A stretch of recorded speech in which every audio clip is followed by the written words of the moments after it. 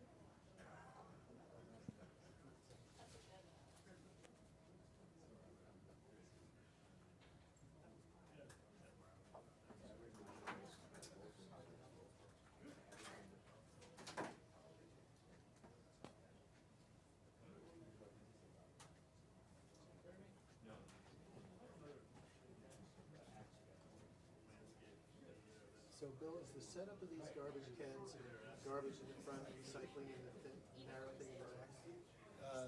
Just the opposite. Garbage, recycling? No, just the opposite. Garbage, recycling. Okay, I see. That's the opposite. Okay, that's right. Good. That's why the garbage has the plastic. Plastic, yep.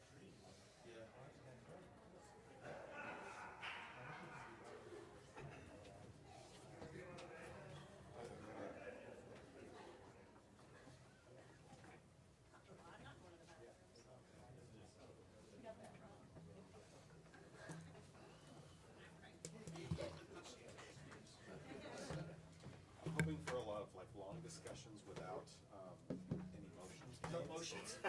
No motions, like I can work on my class for tomorrow. I got roped into teaching 2 sessions of a class Uh-oh.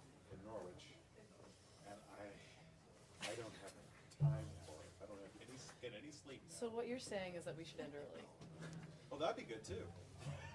Yeah. And early, make no motions whatsoever. Yeah, there you go. Mayor, are you gonna make predictions? Oh, I'm saying 10 o'clock. That's my prediction. Oh, so we're ending early. Really sorry. But there it is. Just put it out there. And we're gonna, I should probably say 9:30 so I could be wrong by 30 minutes. One of my Facebook friends is a city manager in Maine, and he posted last night and said, my meeting gets up before midnight tonight. In fact, for the next 3 weeks, I'm gonna consider it a win. So today Ryan posted 11:40, yay! Did you get a handout? Well, I've certainly been here. That's at smart. It's been a long time, but yes, we used to do that on a regular basis, as you know. Is there attachment there Yeah. for what you're doing now? Actually, you might as well tell me now. Sure. The same. So Glenn moved to come out of executive session and Jack seconded. The vote was 6-0 in favor. It was 7:08. And then there was no general business. So where do I find And then what you're, Jack moved and Connor seconded to approve the I consent mean, is it agenda. on the website? And do you have the binder, John? What's that? Do you have the binder? Okay, Supposed to be It's the. going around already? all right. Okay. Binder and the liquor license. One thing about the new system for linking, I don't work very well on the iPad. Okay. It is 7:15. So we're gonna come back from our break. Yeah, we're good. Timing was perfect. 6:30 on the dot. 6:20, actually. Oh, look at me go. 10 minutes They are before I around thought the 6:06. clock said. Yeah, whew, I was a little late. Yeah, that's right. It's a Donna record called me for to work do it. this week. Yeah, mayor and the president were out. Okay, so we are back from our break, and we are gonna start with some potential changes to the zoning. Yes, so I am Mike Miller, I'm the planning director for the city, and so we had a brief introduction to this 2 meetings ago on what are the zoning fixes So in 2018, we went through and passed new zoning for the city, and we realized soon after that we had a couple of small and some larger issues that had kind of come up. And so the staff assembled a repair list of about 100 changes that needed to go through, but there were two sections that were of particular interest that really impacted projects and a number of potential projects that could happen. And so we wanted to kind of expedite an interim change, an emergency zoning change that would just go through and address two issues, steep slopes and landscaping and screening requirements. So what you have before you tonight for consideration, this is a public hearing, so we will take public comment, is to review the strikeout copy changes for section 3007 and 3203. And so these are designed to be interim changes, and we will be soon after going through the full adoption process to include those two sets of changes with the other 80 or so sets of changes. So this only requires one hearing, so the council does have the option, if they chose tonight, to adopt the interim changes, or we can have another public hearing. So that, just to give you an idea of the process. Last time I kind of went through some of the more detailed pieces. I can give a general update to each of the two sections. It's up to you how much information you guys want me to go back over again. Section 3007 is steep slopes, and the issue that came up here was we had no regulations impacting steep slopes before 2018. So we did not regulate steep slopes at all. In the 2018 rules that were added, there was a prohibition on development of 30% slopes, which seemed to make sense, except that as we started to use that rule, we noticed they come up in small amounts in a lot of places. And it was impacting a number of projects that we felt were good projects. Driveway curb cuts that couldn't be approved, fixing retaining walls that couldn't be approved. So we reviewed and went through and made a proposal that you have before you, that the changes are kind of embedded into figure 3-08 and 3-09, where we revised some of the hearing thresholds and disturbance thresholds for who needs to get permits and when a hearing would be required. But most importantly for this, we removed the prohibition on development for 30% slopes and simply said that all development that affects 30% slopes will require a hearing, and all development that requires that impacts 30% slopes would require an engineering plan. In that way, the purposes of the steep slope section are to make sure that we're protecting public safety and property, and we're minimizing the potential for erosion, and we felt these two changes would maintain that.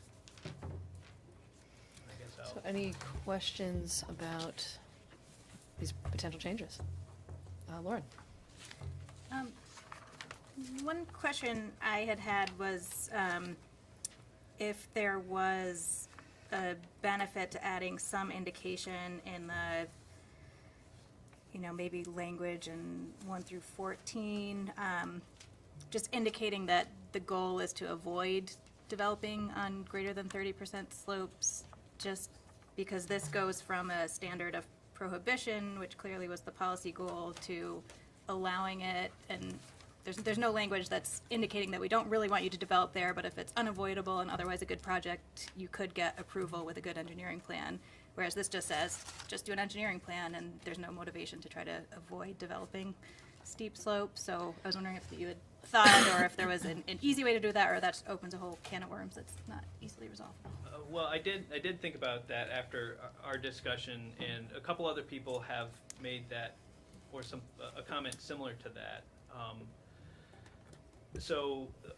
Options to limit impact, I kind of came up with 3, one of which is kind of a wait and see. We could pass these changes and evaluate. We already said there were no regulations before 2017. This 2018 is 100% prohibition, and this is kind of bringing it back a little bit. We can see how that goes. The second option would be to cap the amount of development allowed on figure 3-09. So if we were to, and these are just example numbers, if we had a, disturbance no more than 4,000 square feet requires a hearing, then we could say, but at, development can't be more than 12,000 square feet. So basically put an outside boundary on what could happen. So, maybe it would be 12,000 square feet is the maximum disturbance at all for 15%, 9,000, 6,000, 3,000. I just multiplied each one of those by 3. But you could, there's nothing behind that other than just adding some outside boundary. It could be larger, it could be smaller. That's another way of doing it. A third way that I thought of would be to add language as you proposed, which might say something like, where other viable locations exist that are less steep on a parcel, the applicant should or shall utilize those locations first to the maximum extent feasible. So that could be some language we could insert. So those were the 3 kind of potential ways I saw of maybe addressing those types of concerns that put a boundary. Do you have any further thoughts on that? I mean, do you have a preference?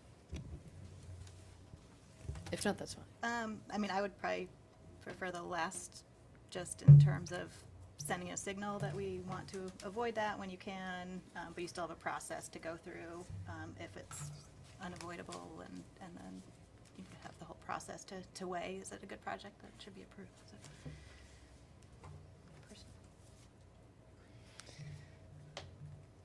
What do you think about that, Mike? I mean, because I know these were, the planning commission agreed to these changes. If we further modify them, I mean, one thought. Well, I would love to, if that's a change to what's written here, then I'd love to hear from members of the planning commission, see if you agree or think that's fine. And one possibility, actually one of the things that I could use actually a little bit of clarity on, is, were you hoping that we open a public hearing tonight on this? Yes, it Okay. is a warned public A hearing. warned public hearing. So, so when we have this public hearing, we could also be adopting these tonight as interim zoning bylaws. Yes. And then, what's can you explain again the process of like how we move from these being interim to fully adopted? So the planning commission has already started their warning process for the permanent adoption. Mm-hmm. Their first hearing will be April, what do we want to say, 8th. So April 8th will be the planning commission's first public hearing where they'll take testimony on all the changes, most of which are relatively minor. These are the bigger ones. And then they could at that time move it forward, assuming they don't need to make other changes, but they could then move that. When they're ready, they will make a motion to move it to city council for your consideration. You guys have to have at least 2 public hearings. Those need 30 days notice, so as we start adding these timelines out, it may be May or June. My hope is to have this all wrapped up by the end of June. And I recall that there's something about there's this overlap time. That there's a certain amount of time during which both sets of bylaws apply. And does that apply to the interim? It doesn't apply doesn't, to the okay. interim. It applies Okay. to the permanent adoption. Okay, The great, new thank you. warning. Yeah. So if we could go back to for a second to Lauren. So what was it can you just reiterate what you had hoped the change might be? Well, I think the language that Mike proposed to add something in the language, I think somewhere in 1 to 14, indicating that, to the extent that the project can avoid the steep slopes, if feasible, that the project would do so. And otherwise you would trigger this engineering plan and then could go through the process. Fair enough. Thoughts from the planning commission on that? Hi, I'm Kirby Keaton. I'm here to represent the Planning Commission. and this, as Mike mentioned, this is something we discussed. And we didn't end up voting on it, but it was something we did discuss. So we've already thought about it. What comes to my mind is, so for the steeper slopes, there'll be a hearing, and we want to make sure the DRB has something that it can apply, like some kind of standard. Feasible seems pretty strict to me. So the planning commission may want to talk about, because a lot of things are feasible, so it still might be desirable to allow development that impacts the slope that, you know, maybe doesn't meet a feasible threshold, or maybe it could be done theoretically somewhere else, but so it may be worth it for us to talk about a standard that can apply, but I do understand what you're getting at, because we have the same thoughts. We'll be discussing later some other discussions we've had and some other suggestions we have concerning steep slopes, where this also is a factor where we want to we want to allow some more things with steep slopes. So just to give you a heads up about that. Where this will also, it'll help that we have a standard for this, I think. So when that comes up, that'd be okay if we Yes. take a stab at it? So that would be the kind of thing that you would continue to discuss and come back to us later with some potentially different language, but not Yeah, at this I'm thinking point. we would add a subdivision 15 that adds some kind of standard that DRB could apply to hearing. Does that make sense to you, Mike? Yeah, and I think you're right. There is the challenge with the way this is worded, because something could be, a better project might be closer to the road that'll have a minor impact on a steep slope that can be easily engineered and protected against erosion, but because they have farther back in their parcel a flatter spot that they could put the property with a longer driveway, it may not be as good of a project, but it would avoid that small impact on a steep Right. slope. Fair enough. Does that satisfy you, Lauren? Yeah. Okay, thank you. Thank you, Kirby. Any other comments or questions? Jack, and then I want to make sure, actually, before you go, Jack, I want to make sure that I don't forget, I'm going to officially open the public hearing, so we'll take public comments in a minute. Yes. I just noticed a technical change that we should put in section 3.2037A.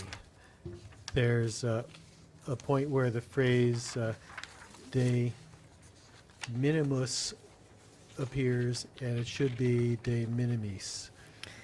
So it should be IS rather than US, Okay. from the legal maxim de minimis non curat lex, Okay. which means I'm the gonna law does believe not you. concern itself with trifles. I'll have to see which number 7 you. Can you say the number again? 3.2037A. What's the letter that's after it? Oh. 3203 point Let me see. I. Got it. 3203I. It's actually in there twice, but in the original it was misspelled as well. Okay. That's what I get. I'm going to assume that's not a big deal. I will just make a note to That's an amenable change. Yeah. Friendly amendment there. fix. Further questions? All right, any comments from the public?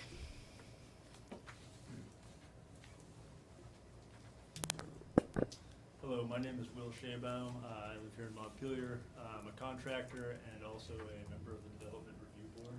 And as somebody who works daily, interacting with the Planning and Zoning Department and also on projects that, range from flat fields to slopes, this definitely encourage the adoption of these interim zoning changes.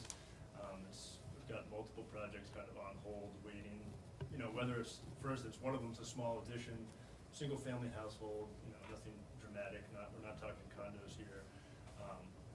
Whereas a small portion of it, just due to the nature of the lot and the design, like a 50 square foot portion of this addition is tucking into a 30% slope. And the project that basically stalled due to that. And I've also spoken with civil engineers who said we can develop up to 50% slope with no problem. It's doable.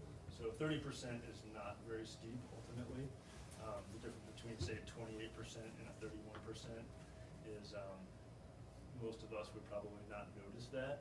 And so, as I said, I think for practical purposes and just kind of furthering smart infill development, I encourage you to adopt these changes. Thank you. Anyone else? Yep.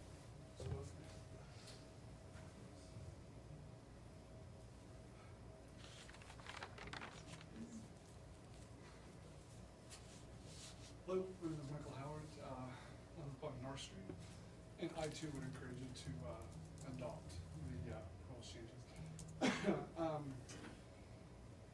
The stated aim is to protect structures and erosion control can easily be achieved by engineering plans. I'm actually a structural engineer, I know some engineers. You can design on 100% slope, for sure. I'm not suggesting you guys want to do that, but keep in mind a 30% slope is actually 15 degrees. It's this, right? It's not this. So I'm looking to do a sort of 700 square foot 2-car garage addition and renovate the house. You know, $150,000 in local economy. Not a radical departure. It's an attachment to a house that's already there, and I'm prohibited from doing it. It seems a little excessive, and it seems like it's cannon trying to kill a fly, is my opinion. So I strongly recommend adoption. Further, I would say there's the way the regulation is written talks about safety and runoff. But what I'm hearing here is some aesthetic concerns and not developing on steep slopes for reasons other than safety. Well, then that should be addressed as such, not sort of tucked into a safety issue. So that's my 2 cents. Thank you. Other comments? Okay, I'm going to close the public hearing if no one else has thoughts or comments. Did we want to go over the landscaping? I haven't personally received comments on the landscaping. as well. I just went over the Okay, slope well, I'm going to here. keep the public comment period open then. And Just- let's talk about landscaping. I don't have to necessarily have a big conversation here on the landscaping. It's you were provided strikeout copies and a clean version. The reason the strikeout copy pretty much is most of it, most everything in red. But the important things were with the landscaping is it was missing a lot of administrative rules. There were no discussions of how we're going to handle grandfathered properties, so existing properties. A lot of the rules that were proposed for 2018 seem as though our consultant were kind of using rules that were designed for new development in a green field, as opposed to most of our projects, which are redevelopment. So we really need to have a discussion and have rules that address what do we do when something doesn't meet the existing rules. And those were the things that were missing. We needed some exemptions for certain applications, you know, a change of use inside of a building. There were no exemptions, so those would have to go through a full site plan process. So this was a somewhat carefully rewritten new set of rules. We haven't seen a lot of comments from the folks that have reviewed it. I haven't had many comments. More people were more interested in the steep slopes than they were with the landscaping, but I can go into more details if you want. Questions from council? Nope. Jack? I remember the last time we talked about this, one topic that got people's attention was how we would apply, or whether this would be applied and how it would be applied to vehicle sale lots. I just wanted to throw that open to ask if anyone has had any more thoughts about that, which I really haven't. But Right, I remember that. I'm not advocating for any change myself. No. And you haven't heard anything further, Mike, about that? No, I Okay. haven't heard anything. That's a rule that isn't being proposed for changing in the zoning we have today, the ones that were passed in 2018, they also had an exemption for parking lot landscaping does not apply to automobile sales lots. So, Okay. Fair enough. No further comments? Questions? Okay, any comments from the public on the landscaping? Okay, seeing none, I'm going to close the public hearing on that as well. So, Mike, if I'm correct, I think we are probably at the point of potentially having a motion on the interim zoning bylaws. yes, if the Yeah, if, commission would anybody, so desire, council so desires. indeed, would anybody like to make a motion? I Donna. can make the motion that we adopt the interim zoning amendment the Planning Commission recommends for Section 3007 and 3203. Second. Further comments? Okay, all in favor, please say aye. Aye. Opposed? All right, motion carries. Thank you, Planning Commission, for all your work, and Mike. Sounds like this is going to be a much-needed fix. So. Can I ask for a clarification on what was there the change added that Oh. Lauren, Oh, no, I think, that's being with I think held? Kirby said they were. yes, so that's We'll take it up not. on the permanent. Okay. Was it understanding that we're changing the misspelling there? Right, With that's Jack's Yeah, amendment? that's- Okay, we're going to assume that that's fine. Okay, no, Okay. I just wanted to make sure when I go back to the planning commission, that's what their task is. look Okay. at that. Super. All right. Thank you so much. Thank you. Okay. It's got to be a record for the fastest zoning ever. Some limited topics. That's fair. All right, so on to the audit report.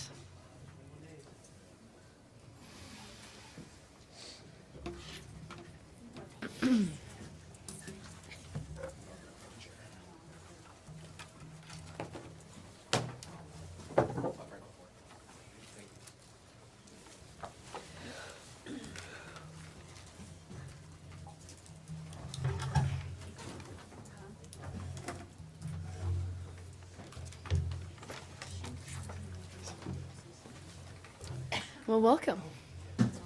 I'll let you introduce yourselves. Good evening, everyone. My name is Todd Provencher. I'm the finance director for the city of Montpelier. This is Heather Graves, staff accountant in the other side of the clerk's office. Senior accountant Ruth Doctor, our tried and true workhorse of this process. And Teresa Kaczynski, CPA from Fonthill, Saginaw Valley, right here in town. We don't have any formal proposal process. Each of you received a digital version of the audit report. I have hard copies as well. If anyone wants one, just let me know. Okay. I can hand one out to everybody. Some people don't use the hard copies, but other people are fans. So other than that, just keep it brief. Actually, I'll let Teresa keep it brief. Sure. Because she's really reporting on us. In the electronic copy or the paper copy going around, there's a loose piece of paper that is the governance letter of the audit. And this is something that is to address to the city council from Fothergill, Sagalian Valley. And I'm just gonna go over a little bit of that and then talk about just a couple of highlights in the audit, because this is a June 30, 2018 audit, and it's almost April 1st, so these are old numbers. But still, the audit needs to get done, and there's certain, just some things that I wanted to go over with you guys.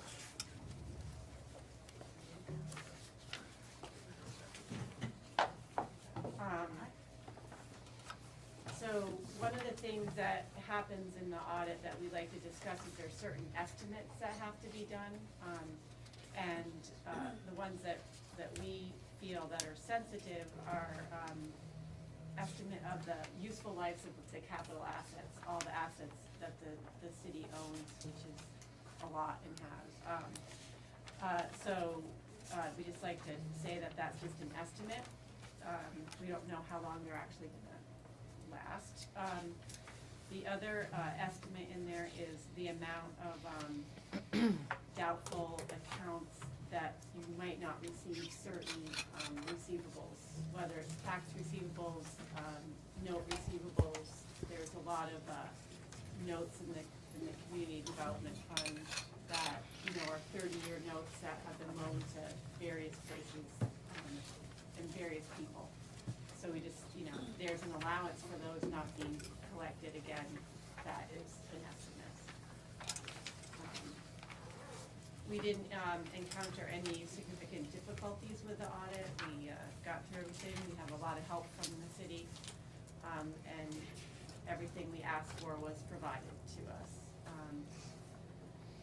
When you perform an audit, there's sometimes things that don't get booked because they're not material, and these need to be addressed, and so you guys understand what those are. And there's two things that happened. One, a prior year receivable for the local options tax was missed on June 30, 17's audit. That was money that was received in probably September of August or September of 2017. That was actually for the previous year. And the other, and so instead of booking a prior period adjustment, it wasn't a material amount. I don't remember the exact amount of it, but I think it was 50,000. Yeah. So that's not material to these numbers. And the other item that wasn't adjusted was way back with something to do with depreciation on a capital asset, and that's coming down to almost not having to even discuss that every year like we have been for 4 years. We proposed no audit adjustments. We work with Ruth during this whole process, and what'd you say?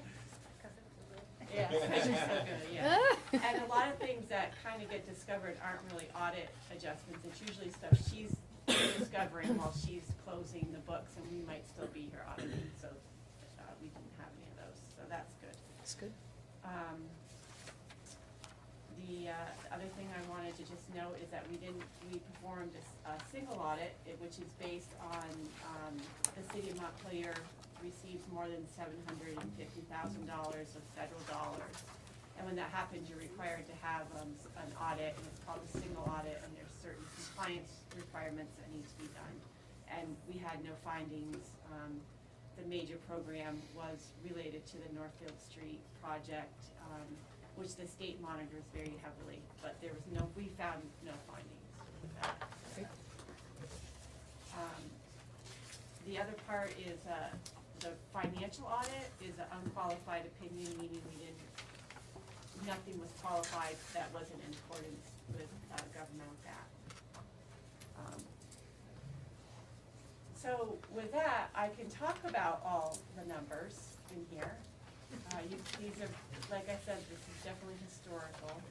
If you want, I can go over some of them, or you can ask me questions. One thing that I did want to note is the general fund unassigned fund balance was about $610,000. I think that's on track of where you guys want to be. And the other highlight is that the water fund decreased its deficit during the year by about $200,000, which is in the right direction. And so those two items came to my attention when I looked back to the audit today. Before I came in. But again, you guys are budgeting for, 2020, and and 19's almost done with, so that's the big stuff that I have. If there's anything, Ruth, that you. So, no. The audit report does represent a culmination of a tremendous amount of work. I do have to thank Ruth again this year, and I wasn't expecting to thank her because I was expecting she was going to try to sneak out, but she longer, and we hope to get a little bit more out of her in some capacity. But, you know, the fact that financially we're moving in the right direction and we didn't have any significant findings has major implications in terms of grant eligibility and other, when we're working with outside entities, federal agencies. So that is really good news, and I want to thank Ruth and thank Teresa as well for her efforts through all of this. And other than that, the bulk of the document is really the cure for insomnia. After midnight for most people. Government accounting standards focus on improving the functionality of financial statements for making it easier for readers to understand. I'm not quite sure I subscribe to that, but it's a lot of information. So. Great. I'd just like to thank our staff too, and of course Father Galciali and Valley, but I think as Teresa will tell you, this is, I don't know how many years now in a row we've had unqualified audits, and that's actually pretty rare for municipalities. So it's, you know, we just kind of get used to it. We hear it every year. It sounds like a term, but actually we really have done a very good job there, and hats off to all involved. Yeah, it's really wonderful. I'm grateful that we don't have to be dealing with anything different. So it's really great. So thank you so much. And I also point out, I'm not saying you have to do this, but the audit is really for the elected officials because it's an audit of management. So if you wanted to, you could go into executive session with Teresa without staff if you had any questions or any concerns. Okay. That is your option, and it's fully okay to do so. You want to check Absolutely. backdoor payments, huh? Okay, I'll remember this next year. In that light, you know, I think Teresa has anything to. Oh, yeah. It would be in the letter When we anyway. had that Yeah. conversation, she would make that request as well. Super. Any further questions? Yes, Donna. I don't remember you coming this late. Was there a reason? Is it because we didn't schedule you? No, you know, honestly, kind of a series of Combination. comedy of errors, I not mean- errors, but just scheduling snafus. So I had some things come up in my personal Yeah, life. yeah, okay. Ruth had some No. things come up in her personal life. It just kind of overlapped. And by the time we had a final report prepared for Teresa, that I think she had these things going Well, on, and they were starting their tax season as well. Well, every year it gets more complicated. Well, I do know It that. does, but I just- But I do know what For one happened, the thing. original fieldwork date, what happened is there was a holdup with the Northfield Street and the allocation of Yeah, the loan. there was That a was whole- the big thing, so Yeah. when we have to reschedule a whole week of time, Yes. it's like a month out. We've before. got you scheduled now already, right? Actually, you guys are going out to bid this year because you have the new tip, right? Yes, yes, So, yes, yes. Yeah, nobody's scheduled. We may see you, but whoever it is, it's just, it helps to have it just a little more timely. Because we've been buried in 2019, Oh, yeah. 2020, Right. and now we're really looking at FY. I mean, usually Usually it's January. Yeah, usually, yes. Yeah. So- And it's also, just from a staff perspective, it's a little bit difficult because the bulk of my time is consumed by the budget process during the audit process. So we're building the budget for the next year while we're trying to wrap up. Absolutely, yep. the audit for basically prior it's year. it's one person with, and I've been trying to train Heather too, which takes extra time, you know, because I'm retiring. I don't know, some people know that. You said that last year. I know, I was supposed to be gone by now. Well, we're glad you're still here. But, I mean, basically, it's a lot of work for one person, which is me, you know? And I've been trying to train Heather as much as I can too, for when I'm gone. Plus, I've been having back issues and I don't know, a little bit of health stuff in there, you know? It just, And one of the things that we're contemplating, since we are going out to bid, we're required to go out to bid Yep. every so many years, is contemplating whether we do the financial statements in-house, because that is a big chunk of work that falls back on the staff internally, and whether it makes more sense to have the, whatever audit firm it is, actually prepared for the documents. So right now, the bulk of the financial statement preparation falls on I Ruth. do. And then because I can. Teresa's firm is reviewing everything and ticking and tying and checking it. So if we spend more money, you can get the, Yeah, and so Right, that's costing more money. we'll see what our bid proposals come in at, and that was It an will cost you more optional money. I add. hear the money, Todd, I hear the money. Okay. And with TIF, that's another element to the audit process. For next year. Yes. We're going that- Okay, well, there's no action that we need to take. Should move to accept the audit. Oh, okay, thank you. So, Second? Further discussion? All in favor, please say aye. Aye. Opposed? All right, thank you so much for all of your work.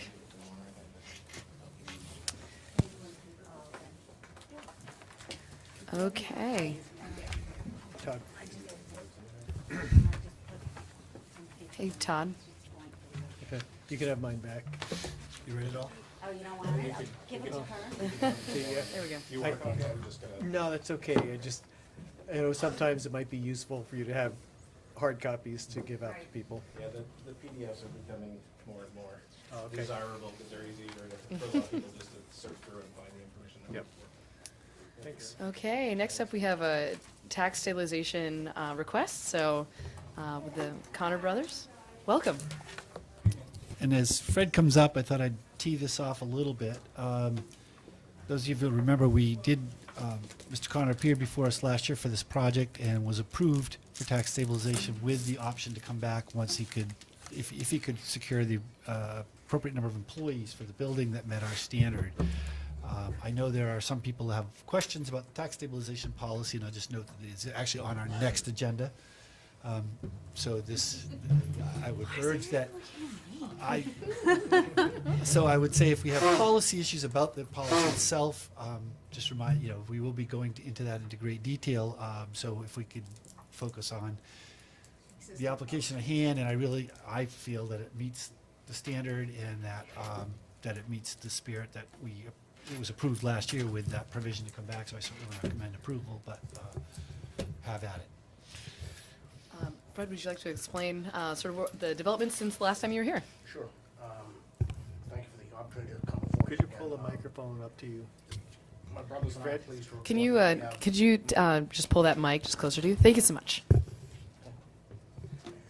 My brothers and I are pleased to report that we have secured Central Vermont Medical Center as a tenant for our new building at One Home Farm Way as a combination of their EPIC healthcare IT infrastructure that's being done throughout the UVM health network, as well as other administrative operations. And we have a letter from the hospital in support of this of level 4 funding. So we're pleased to be adding to the grant list and pleased to be bringing more jobs to the city. Great. Any questions or comments for Fred? Ashley? So, I was looking at the revised application, because I know you were here last year, at some point last year, don't remember when. So I saw a range of $30,000 per year to $100,000 per year, and I was curious what the numbers were in terms of how many jobs are going to pay on the low end and how many jobs are going to pay the $100,000. I don't have any of those numbers. I just asked for a range, and that's what I was given. I would just highlight for everyone on the council that the salary of $30,000 after taxes is around $2,000 a month, and I am not aware of really realistically how somebody could afford to live in Montpelier on $2,000 a month. I mean, rent alone in this community is huge, and so I would like to see what that breakdown looks like, understanding that you don't have that information. I don't know how the rest of the council feels. I know I've been solo on a number of these with my vote, which is fine, but I really feel pretty strongly that if tax stabilization is something that the city wants to do, there is a way to do it, and I don't know that not having the information about what those jobs are pragmatically going to pay. If it's one job that pays $100,000 a year, well, that's really nice for the person making $100,000, but for the people who are making $30,000 a year, that's not really doing anything, for them, and it's probably actually making life a lot harder working for $30,000 a year because you got the benefits cliff, and then you're gonna be dealing with how do I access health care, even though you might work for CVMC. I'm gonna have to pay for health care, I have to pay for child care, I have to do all of these life things that $30,000 a year ain't gonna cover in this area, so. Jack? I agree. The criterion is at least 25 new livable wage jobs. And I don't think we have enough information to make that determination yet. And I know you're negotiating with CVH, but I would be more comfortable voting to approve this, and if we can show, well, how many jobs, what the breakdown is, how many jobs really are paying what we would consider a livable wage. I consider the request meddlesome. You have a policy, we meet it to the letter, and we're back saying, we've got good news, we're adding to the grand list, and we're delivering these jobs. And that's what the policy says. So, I don't have the ability, and I think it's a little bit of a privacy issue for, they're not gonna obviously give you names, they're probably not gonna give you positions. So, I was asked for a range, I don't know whether there's one at 30,000 and one at 100, or whether it's, the median is something different. I know they pay very well as far as benefits go, so. Yeah, I know I think they're a good employer, but I do think that the criterion includes a determination that it's their jobs at the livable wage. And 30,000, I believe, meets that requirement. Yeah, I was just looking, we checked the livable wage, at least as of 2018, was considered $13.34. Now, I'm not saying that is it, but that's what the state says is a livable wage. It's what again? $13.34, so I that's would about just- $27,000 a year. I appreciate that's what the state says, but as someone who's actually worked for minimum wage in Vermont when I first came here, and the national studies where they've broken down cost of living, infrastructure needs, transportation, all of that, I think for Montpelier it's around $22 an hour in terms of just being able to support a household here. So I know that's what the state says. I have issues with what the state says is a livable wage, because I'm pretty sure the people who are making that what they call a livable wage probably aren't working for that. I would respectfully add, the policy doesn't say that the employees are residents of the city. It just says the jobs are located within the city. But if they're getting Montpelier taxpayer money, which in essence they are, in terms of a tax abatement, I do think that's passing that on to Montpelier residents. And I understand what you're saying. I mean, it says creating new jobs, but we're in essence asking the Montpelier taxpayers to be funding infrastructure upgrades and developments. And, I think that people who are going to be taking these jobs should have the option to live in Montpelier if they want to. And if they're not making enough to do that, I don't think it's definitely not something I can support. I'm going to jump in and say it sounds like there are two issues that you're raising, Ashley, that I feel like are worth raising in our discussion next time about the policy. One is, do we want to have any thoughts on, residency? I don't know that we can do anything about that, even so. But then also, like, whose livable wage do we go by? And so that's something that we can discuss next time. Yeah, so I was actually where I was going. Actually, what our policy says is that it will result in net increase of 25 full-time equivalent jobs with pay at least a livable wage for a single person as calculated by the State of Vermont Joint Fiscal Office throughout the life of the contract. And the livable wage for a single person is $13.34, which would be $27,000. So when we got the range, we didn't ask any other questions because it met the standard in the policy. And I think you're right. If we want to change that standard in our policy for future applications, that's certainly within the purview of the council, but it's not the policy currently in place or what was in place when this. And I would add, I'm not required to furnish any additional information, but we're talking about double the 25 number. You ask us for a statement of 25 or more, which is what we've given you. We're talking about in the range of 50 jobs. I just want to check over here before we go back. Glenn. Thank you. I want to say a few things, and I'm going to try to say them in a reasonable order. First, I make about $30,000 a year, and that's as part of a dual income family in Montpelier, so I can't say that it's a perfect data point. I think that jobs at $30,000 a year are a benefit to Montpelier. It'd be great if there were more than that, but I do think that it's a benefit. Second, that said, I really do sympathize with Ashley's point that that we should try to do better, and with Jack's point that it seems possible at least to just get a number of how many jobs at X salary versus how many jobs at another salary. That would also, I agree with Jack that that would make my decision easier. And third, I agree. You've met all of the requirements that you've been asked for, and I really do appreciate that. I think that, and correct me if I'm wrong about this, but I think that the council, regardless of whether the requirements are met, can choose to approve or not in any case.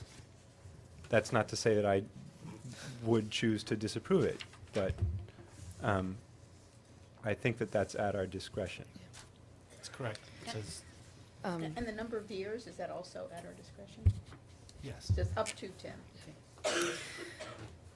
Well, I'm really excited this project is happening, and I'm grateful for your contribution to increasing the grand list and helping the city thrive. So I'm excited to approve this, and also to have a conversation about how does this council want to frame a tax stabilization policy, and let's make it something that we feel really good about and would support over time. So that's a future conversation, and anyway, so I would love to. I'd just like to add that this is the 5th investment in the city that my brothers and I have made over the last 20 years, constituting a lot of employees, and we just firmly believe that we're playing by the rules. And I think if I jump on across the other side of the table, it's whether you want to say that you're open for business or not. We've got another job going on simultaneously right now on the Barron Montpelier Road that we're not seeking tax stabilization for, which is a project of similar scale to this one. And so we're out there doing what your council goals tell people to do. So I'm asking for an up or down vote tonight. I need to vote tonight because I believe I'm up against my 1-year deadline, coincidentally. Yeah, fair enough. I'm asking for your support. We think we do what your council goals tell folks to do, encourage folks to do. Is there any further discussion, or? Yeah. Sorry, right, Jack. Yeah, I don't think that the 1334 is a reasonable standard, but I do think that it is what our policy ties it to the state's standard, and I think since we're operating under the current policy, I don't feel that I can say vote to disapprove it. I do think as we examine the tax stabilization policy, we should be looking for something more ambitious than that. Lauren. Yeah, I would just echo, I'm excited to dig in on how we could potentially improve the criteria in the future, and, looking at this through the lens of what the current proposal is. Great. That's what I'll do for tonight, but I'm really interested in that Cool. discussion and a lot of the issues raised by fellow councilors. Next time. Further questions, comments? Okay, so Donna. I'll make a motion that we authorize, we approve the tax stabilization award to Connor Brothers. Montpelier. Actually, you're amending the one that you awarded last year. Okay, excuse me. And then to amend the April 2018 tax stabilization award to Connor Brothers at the Montpelier Armory LLC to level 4 tax stabilization benefit, 50%. It's the years that I have trouble with. I'd say 50% for 5 years. We already have 50% for 7. I thought this was an increase of From another 7 to 10. Okay. I just thought it was 3 more years. Great. Okay, 50% for 10 years. Thank you for clarifying that. Is there Second. okay. Further discussion? I Yep, Ashley. Again, I'm going to be that trope, and I'm okay with it, but residents don't get to come to us and ask for a tax abatement like this. And I appreciate what you're doing. I think what you're doing is important, and I think that there are ways that as a city, Montpelier can support you in that endeavor. I don't think that it's through tax policies that in essence abate half of the property taxes when residents here are struggling, and when property taxes go up, rent goes up, and we all talk a whole good game about what it means to make a city where everyone can be. And we've had residents come to the council when we were talking about a nuisance ordinance who were very candid and vulnerable and put themselves out there and said, we can't afford to fix our property. They're still responsible for taxes on it. And we struggled as a council to, figure out a budget, and the increase, I think, was more than, I know what you said you were comfortable with, Mayor Watson. And so I'm just highlighting that we allocated funds to, create new positions and to do all of these things, and that comes from the grand list. And while I appreciate that there will be addition to the grand list, 50%, residents aren't paying 50% of their taxes. They are paying all of their taxes. And I think that businesses need to pay their share. And are there ways to do this that businesses and residents both pay their fair share? Absolutely. I don't think this is it. If I may, and I don't mean to argue with the council member on a policy matter, but just a matter of information. First of all, commercial housing projects would be eligible for this. But So- renters, like homeowners but- here, aren't. No, single-family homes, but that's by state law. And also renovation, we were actually talking with a renovation of commercial properties. And I'd add that the 3 times it's been before the voters, including residents, it has actually received pretty large support by the voters. So it's not something that residential voters in the community don't agree with. So just toss that out there. I would highlight realize we that disagree there are philosophically, but- reasons that people are able to vote, and and there's a lot of people who aren't at the table, who aren't heard, and I think it's incumbent upon us as councilors to just be mindful that I think there are people that acknowledge that this policy is not effective as it is, and leaves a lot to be desired, but it really does not sit well. I have dual loyalties, as you've heard, but I'm also a 20-year resident, and firmly believe that growing the grand list and having more people working in the city are your goals, and they're things that should continue to happen. So. Okay, we have a motion and a second. Any further discussion? Okay, all in favor, please say aye. Aye. Opposed? Nay. So that was, motion carries. Thank you very much. Thank you all. I appreciate your time. Go on to the next job in the city. Okay, awesome. Great. Okay. All right, so, all right, we're up to the responsible employer ordinance. So this was an item brought by Councillor Casey. Do you want to introduce this? Yeah, and I would just give a brief introduction to it. I've invited a few guests to weigh in on this. So I don't know if right now Tim, Larry, and Danielle, if you want to maybe sit at the round table in the front there. Might have some other folks chime in. This is something I've been looking at since I got on the council, and I think it dovetails pretty well with our previous discussion. I was heartened when I got on this council to see that we treat people, I think, more than just numbers on a spreadsheet. We put in place a social responsibility committee to look at issues around, workers' rights. And, I think generally, if we look at our municipal employees, we do quite well by them. We have 3 unions in the city here. Negotiations are very respectful. But as you notice, we're also doing a lot of building in the city here and a lot of contracting. And as we look at this, I think it's important to keep in mind that there is a category of worker who is largely invisible, I think, not only in the state of Vermont, but around the country here. My brother's a plumber in New York City who works on construction sites, and he often tells me about the routine abuse of the bad actors in some of these construction firms who bring people on board and treat them as less than humans. I would say, just in talks with city staff, I think we do a lot better as far as who we work with, who get some of these construction contracts. But what we contend with every day is the lack of oversight both on the federal and the state level. We have a state government who tried to merge the Agency of Commerce and the Department of Labor pretty recently, I think, which tells you something about the oversight that they have. I had somebody call up the Department of Labor recently to give a complaint about something happening with abuse, and they said, we're too understaffed to even look at it here. As as Montpelier, and as we spend tens of millions of dollars of taxpayer dollars on some of these projects, I think we need to think about the human level again here, and who's working on some of these jobs. And as Ashley points out, and I always appreciate this, is the person carrying a pipe on one of these construction sites making enough to actually live in our city? And I think the answer is no in a lot of cases here.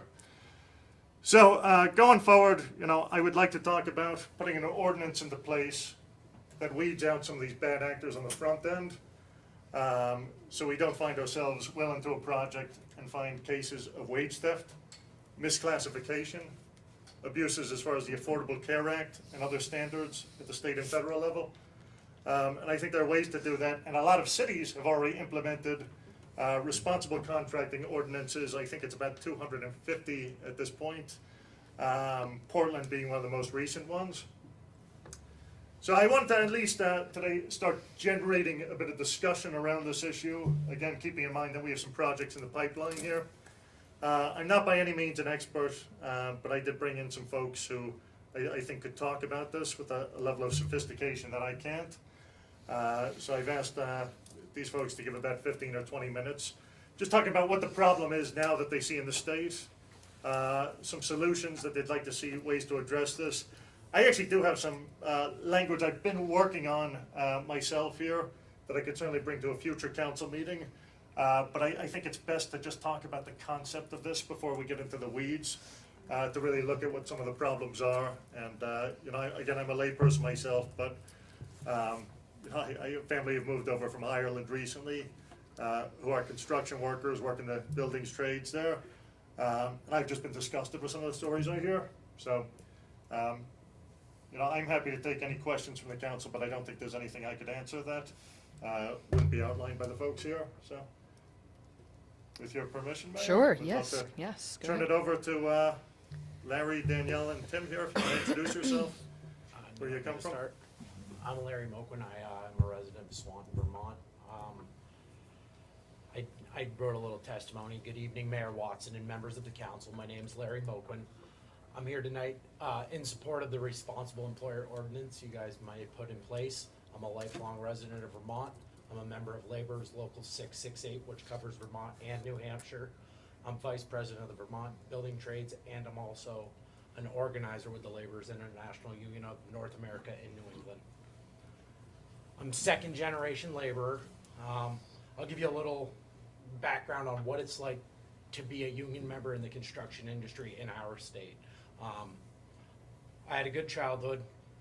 It was only due to sacrifices my parents made for us, like me and my siblings.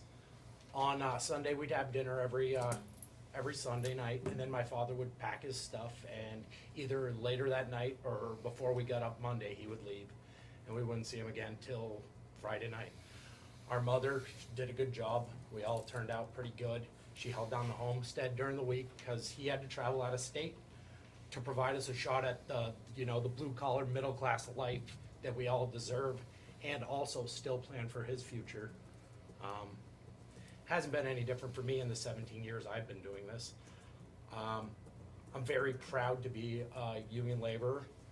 I've worked here in Vermont some, but I've traveled more than my fair share to continue this dream that my father instilled in me. He's been a laborer for over 50 years now and is living like a wonderful life. In his golden years, he lives in Florida now, but that's only due to the fringe benefits and retirement that he earned through being in this union. The employers that he and I worked for are, the definition of responsible contractors. Many of them are small family-owned businesses, and the main reason that he earned a comfortable retirement, and hopefully the reason I'll be able to retire someday. I believe, like Montpelier as the capital of our state, you guys never really have been followers, and you should lead the way with an ordinance like this to show that the city cares about the hardworking men and women that build the infrastructure here and make the city as vibrant as it is now. Construction workers deserve a shot at a human right of work hard and get a fair wage, and also make it livable. Employers who provide family supporting wages and benefits and invest in workforce training and apprenticeships are actually going to benefit your local economy. Passing this ordinance will level the playing field and ensure a minimum threshold for bidders to compete, and it will also limit irresponsible contractors who have the potential to cost the city precious dollars. It'll require the bidders and the subcontractors to demonstrate that they can and will comply with the bid documents and the specifications that are in these documents. Wage theft, misclassification of workers' compensation, and unemployment fraud is a real problem in the state. It cost the taxpayers millions, and it was shown in a report just recently, February 15th of this year, the Vermont Legislative Committee released. There are responsible contractor proposals in many areas that have been useful at guarding against this type of fraud. Along with this ordinance, it'll also benefit women and minority workers who are often paid less by guaranteed they're paid by worker classification and not by gender or race.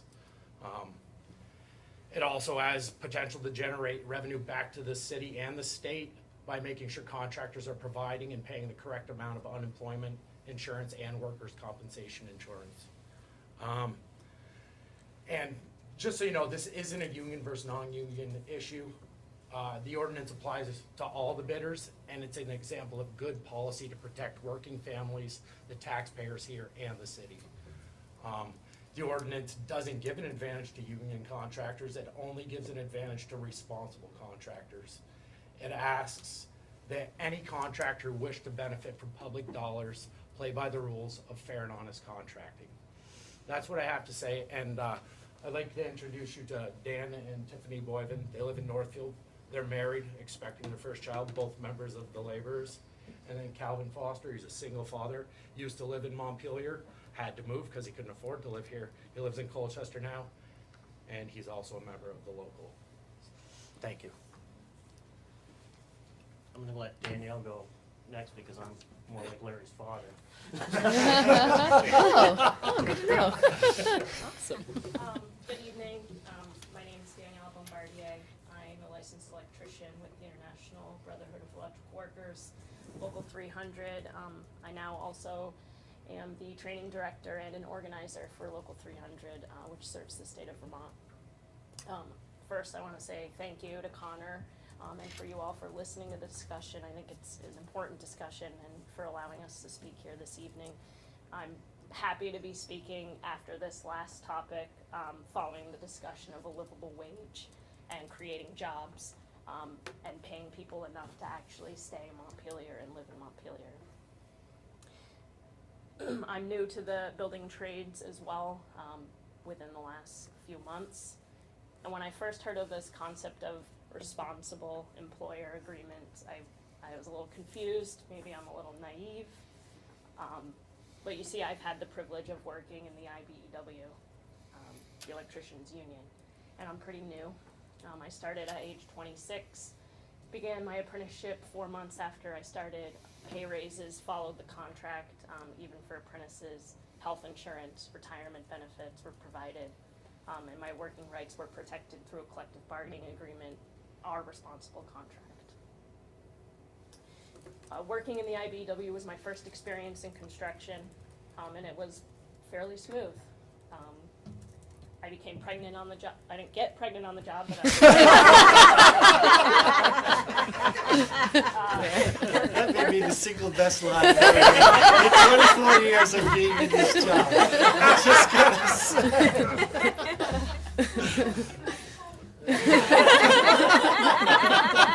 But I worked on the job until my due date, and I was provided benefits during my maternity leave. This experience is not universal, especially for women. But I didn't have to worry that I was making 84 cents for every dollar that the man next to me was making doing the same job because of the way we were classified, all the same. We made the same wage, and it was a good one. My wage increased every year through the apprenticeship. And when I first became licensed, I was able to buy a house in the community where I worked. I'm a Colchester resident. I grew up in Colchester, left and came back because it's Vermont. And earning a livable, responsible wage is important, as we heard. If one can't afford to live in the community where they work, you tend to resent it. You can build it, but you can't enjoy it. You can come here to work every day, but you can't afford to bring your family here for dinner. And because I was working under a contract, one that required the contractor to act responsibly, I progressed through the apprenticeship flawlessly.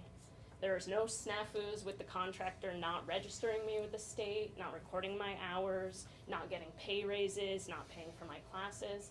And as apprenticeship director for the IBEW now, I meet with a lot of people who come in who face these obstacles with their current contractors. The responsible contractor language that I think Connor has a copy of, it requires contractors to employ registered apprentices and licensed individuals, ensuring that the people on the job are receiving adequate training and have adequate licensure and experience in their particular trade. Essentially, it shows a level of commitment to the craft, which in turn shows up in the quality of the work that's performed. We all want the state's capital to look good. Secondly, it prevents contractors from hiring people on the promise to register them as apprentices and then waste their time, keeping them back on their path to becoming a well-paid licensed individual. Before I worked in construction, I didn't really notice it. Buildings went up and I enjoyed using them. I didn't think about who built them, how they were built, but now I do. The built environment stands long after we're all gone. And that's one of the reasons I've enjoyed working in the trade, leaving an imprint on the world. Montpelier has the opportunity to provide something valuable to its residents through this ordinance. The city can provide an example of what it looks like to take care of the construction workers who build the city with the city's money. Montpelier can provide its residents and local workers a better quality of life with this ordinance, rather than line the pockets of business owners or CEOs. Unfortunately, it takes rules and contracts to make employers do the right thing and treat employees responsibly and fairly. But fortunately, you have the power to enforce this through a simple ordinance. Thank you. Thank you. I have some questions, but Was there one more speaker? oh, I'm sorry. Did you? Go ahead, when it's fresh in your mind. No. I'm happy to wait. You go ahead. My name's Tim LeBombard. I'm president of IBW Local 300 and the Vermont Construction and Building Trades. Unlike these two, I'm not fairly new. I've got 32 years in the trade, and it's sad to say, and I hope it gets better by the time I get out, that these problems are solved. It's been happening. I've held all the positions that Danielle currently holds through my career, and it's sad that apprentices come in or they come in and they think they're apprentices, and we call the state, Judy Bourbeau, and how many hours does Tommy have documented? Well, Tommy who, and he has none. And I was told by my contractor that he was taking care of it. You know, they don't educate them because it's cheaper. And that's one of the things with these ordinances you'll have, that they have to have indenturement. The process is out there. People just abuse it and abuse the kids. They don't know any better. You know, so it's not fair, but it happens too much. And our ordinance, which is our constructive bargaining agreement, is our contractors would, well, as president of the local and everything, we police our own.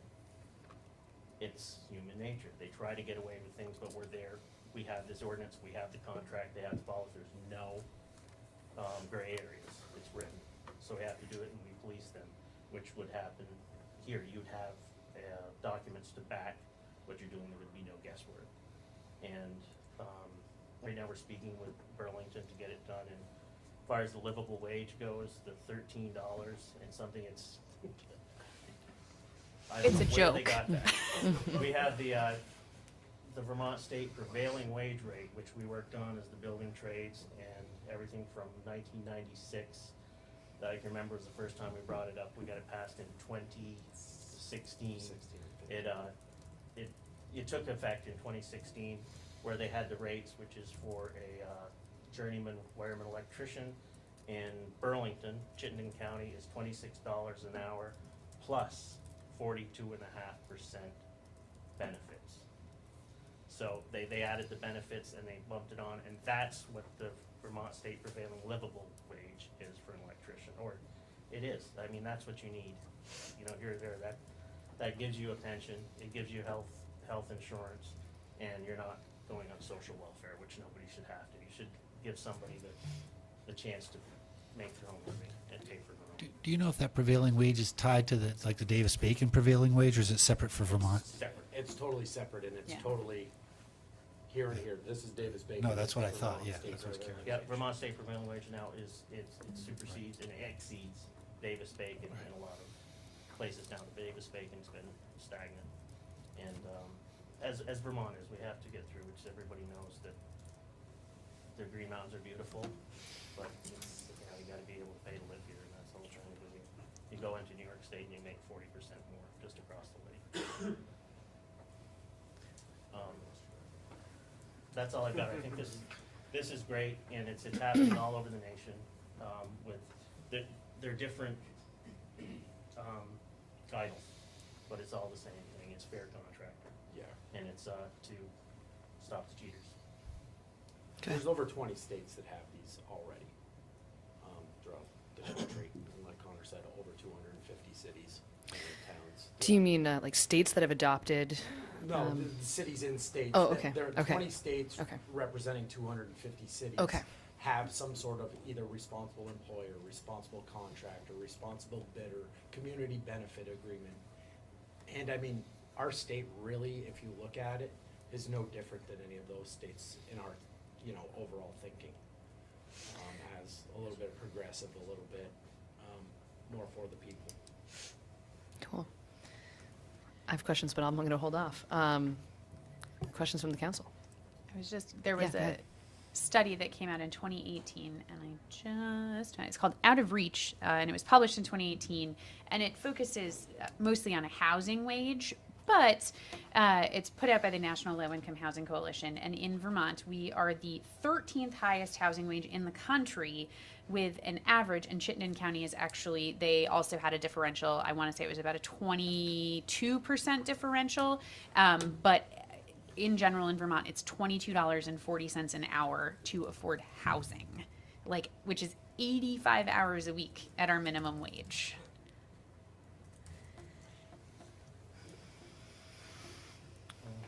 Other comments? Okay, so my questions, so first of all, mark me down as interested. Like, this seems hugely important, and, and as far as we can make a dent towards this, that seems like something, steps we should take. My questions are really around the logistics of it. It's one thing to put in an ordinance and say, you have to do this. The other side of that is the enforcement. And so could you speak about what the enforcement of this either looks like in other places or just what that entails? Most of the time, enforcement is taken out of it, because if you do it before the job starts, you don't need to enforce anything, because the employer is going to be responsible, and through the bid documents and specifications, if they follow them correctly, then you guys will know that they're going to do it, and the ones who don't follow the documents go in the garbage. Right, but how do you verify that they're actually, so they say, I'm going to pay you $25 an hour. And then how do I actually know while the job's going on that they're really doing it? They said they would. In these bid documents, and a lot of them, it'll say that they have to have a worker's log, a sign in, sign out sheet. All stuff that can be presented back to the city on a weekly, a bi-weekly, a monthly basis. So you know that. And those are effective in your opinions, that those work? I mean, It's the only way they do work. You have so to have there's no heat from someone to say, you sign this, even though it's wrong? A responsible employer wouldn't think it No, was I know that. I'm just trying to, Well, that's. I'm trying to understand the questions I'm gonna get asked. Right, no, So- right, but a responsible employer would have no problem Right. following the rules because it's gonna be the They rules want for to, yeah. everybody. Well, sure, the issue though is with the people who aren't, right? So, I mean, because even just by having the ordinance, you're probably going to have, an increase in people acting responsibly, and that's good.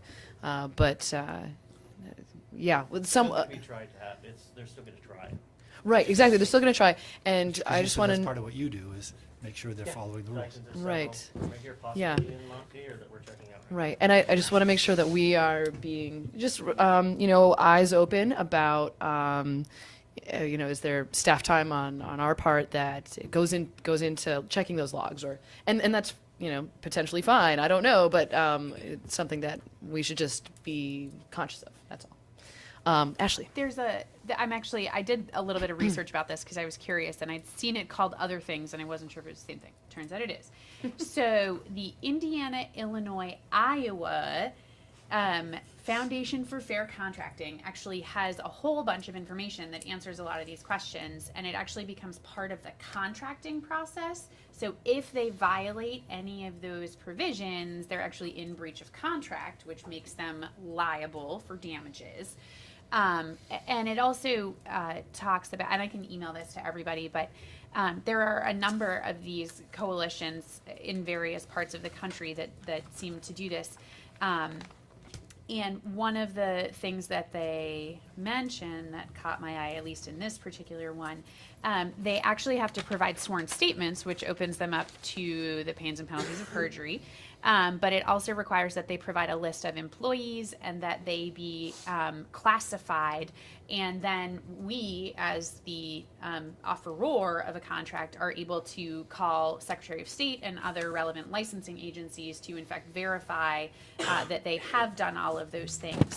And so while it would certainly be, a little bit of heavy lifting up front, I think in the long term, the enforcement piece, there is an enforcement piece, and would people breach the contract? Sure. Lawyers wouldn't exist if people didn't breach contracts. So I'm a little bit grateful that sometimes people do. But, I think the way that contracts are written can really alleviate a lot of that enforcement piece, and then there are legal remedies that are clearly spelled out so that everybody is on notice what the potential penalties could or would be. Well, we do have, just for everyone, when we do, regardless of whether they're fair or not, when we do Davis-Bacon jobs, we have, it's pretty spelled out, and there are worker surveys, and you have to verify. So it's not like we've never done this sort of thing. I was just hoping it was maybe a little less burdensome than the Davis-Bacon is, and you got more money out of it.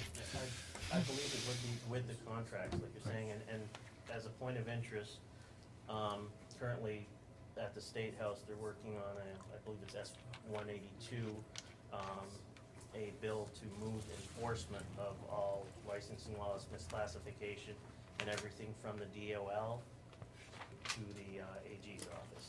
It's S-108, that's what you want to look at. Which is, it just was read last Wednesday for the third time in the Senate, it's going to the House without any deals, and the Attorney General's welcoming it with open arms. And it's gonna give them more staff to do these things, and they would be responsible for any of your projects also. I mean, it's a violation of state law, so. Connor. Yeah, just a couple of quick points too. One, you would of course set a threshold on this for the cost of the project, right? So you're not talking every $10,000 project jumping through all these hoops, but some of the bigger ones, I'm thinking like $200,000 plus. It does make sense putting some staff time, I think, in the front end to make sure you do it right there. The other thing is, and I want to echo Bill, I think we're doing a lot right now in Montpelier, but it makes sense to codify that in an ordinance then, if you're doing it right, because there's going to be turnover, let's make sure we keep doing it right. Great. So some of the next steps that seem apparent to me on this are just to check in with Tom McCardle, and you said you have some language that you're working on, and I think it might be good to have a comparison between what the language that you all have have written so far compared with current practices, just so we know what that change might look like, and you know, just be conscious of the enforcement side and what that might take. I will just also put it out there too that this might be the kind of thing that the Social and Economic Justice Committee at least should be aware of, and I mean, they may not have time to do a full vetting of it, but I think it's worth touching base with them. Donna? And like the website that Ashley talked about, I'd love more information, because we didn't get any language, so all we got was here you are, and here's the title. And I had an idea what it was, but it's really helpful to get more information as we work on the weeds and how they interface. So, thank you. If you're uncomfortable with this, that's fine. Please don't answer, or maybe we can talk privately. Are there some companies, contractors you'd recommend that we could talk to about, you know, the responsible ones, about how this has worked from their perspective, and if it changed the cost of their projects and those kind of things, just so we can get that information? I can get you some contacts. Yeah, that'd be great. I'll work on that tomorrow. Yeah. Yeah, obviously, you Right. don't want to Yeah, I out can them try, without right. checking with them first, but it would just be helpful, because we will hear from the contracting community. It'd be nice to have. So you're looking for like a municipality or of some sort, or a town? Municipality, or even, you said, many of you talked about, we work for contractors. So Yeah. the way I understand it, the contractor hires the union to do the electrical work. So are there major contractors that you think are good employers that follow these things, that we could talk with and say, if you've adopted these practices, did that change the price of your bids? Have you had trouble getting jobs because, you know, how hard is it to do? Because that's, you know, we're going to get asked about that too. How much more is this going to cost the city if projects cost more, and those kind of things? So I'll we try just to get, get hooked up with the AGC to get some yeah, from. yeah, AGC would So be I'm excellent. not being things into Yep, that. that's fine. Would probably drop some of Appreciate that. You know, it'd be good for their legit contractors. We have other guests in the audience. If they would like to make a comment, I'd love to hear from you. I mean, I appreciate you giving the time, but I'd like to hear what you have to say. If you want.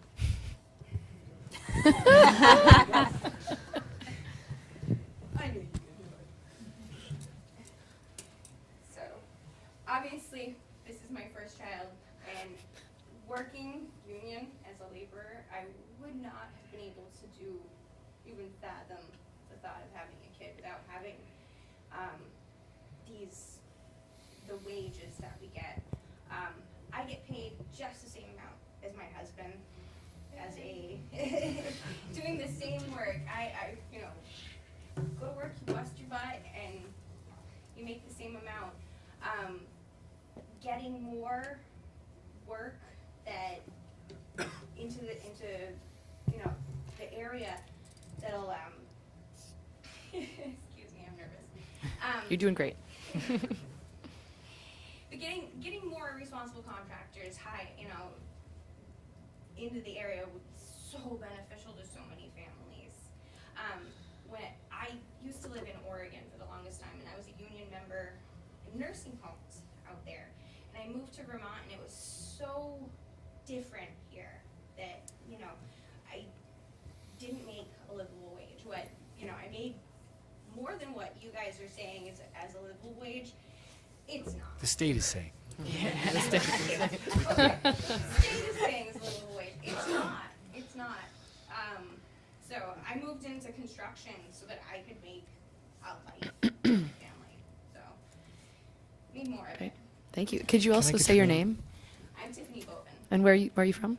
Northfield. Okay, thank you. Hi, my name is Daniel Bovin. I'm Tiffany's husband. She was a nursing assistant for quite a few years when we moved back into Vermont from Oregon. She was continuing to do that same profession, and she wasn't making a living. So I kind of convinced her to come to work with me. And she hasn't looked back, and she's actually, thriving. Sometimes she commands more respect and attention than I do on a job site. And I'm like a Swiss Army knife on a job site, and she's awesome. So, we just bought a house in Northfield last month, and that's been a dream of mine since I was this big. I wouldn't have been able to do it without a union. You know what I mean? Just the livable wages and a kid on the way. We're not paying a lot in hospital bills because of our benefits. that's a lifesaver all by itself. Now, I can't imagine myself doing any other type of work. I mean, there's a company called PC that works over in Burlington. I can't go work for them. We don't make the same. We do the same job and I make more than they do, with benefits included. So, I mean, you'd have to be an idiot to say no to that. I'm sorry. I'm with her. Completely, you got my vote.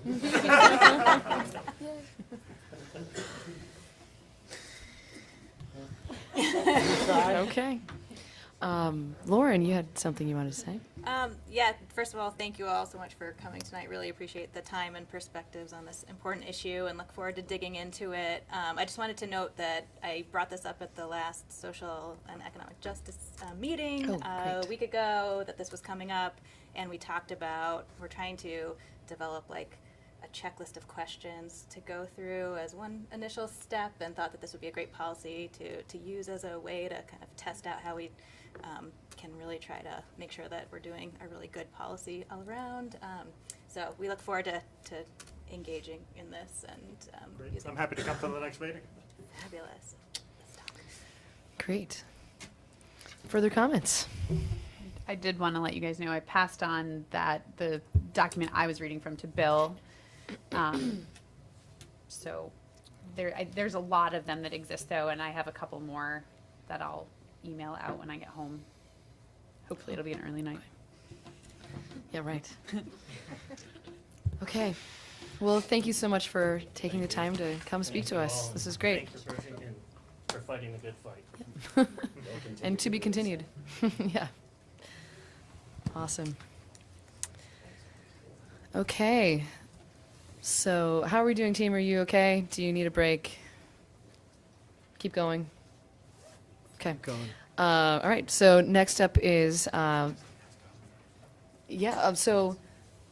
So we have a heads up that there was a gentleman who would like to make a comment that missed the general business and appearances at the beginning. So if you want to come talk to us now is okay. Interrupting our regularly scheduled program. My name is Tom Mulholland. I live in Lane Shops, 1 Mechanic Street, which is District 1. Before I say anything, it says picture's worth 1,000 words, so if these pictures could be passed around. I like to preface my remarks by saying that I think the city of Montpelier, given the severity of the winters we have, does a great job in taking care of the streets and the sidewalks. And I realize we don't have a super huge budget to contend with all unexpected events.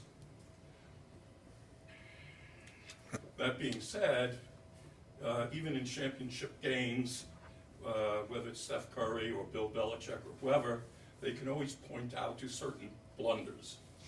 And that's why I'm here this evening, to point out a blunder.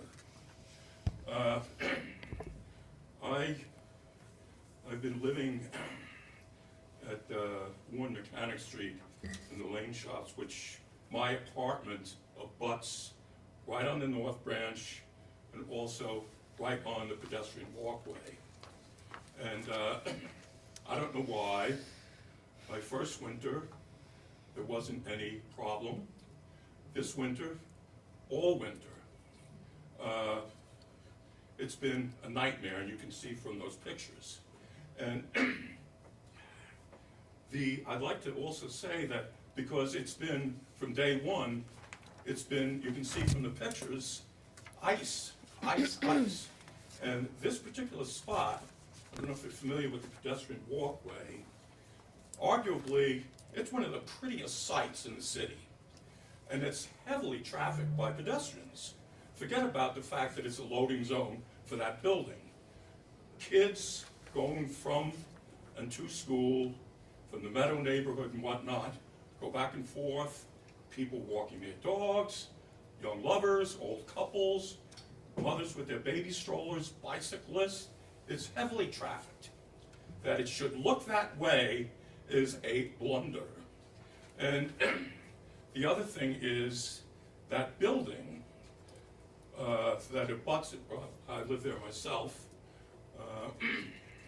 I don't like to call myself a senior citizen, more an old codger.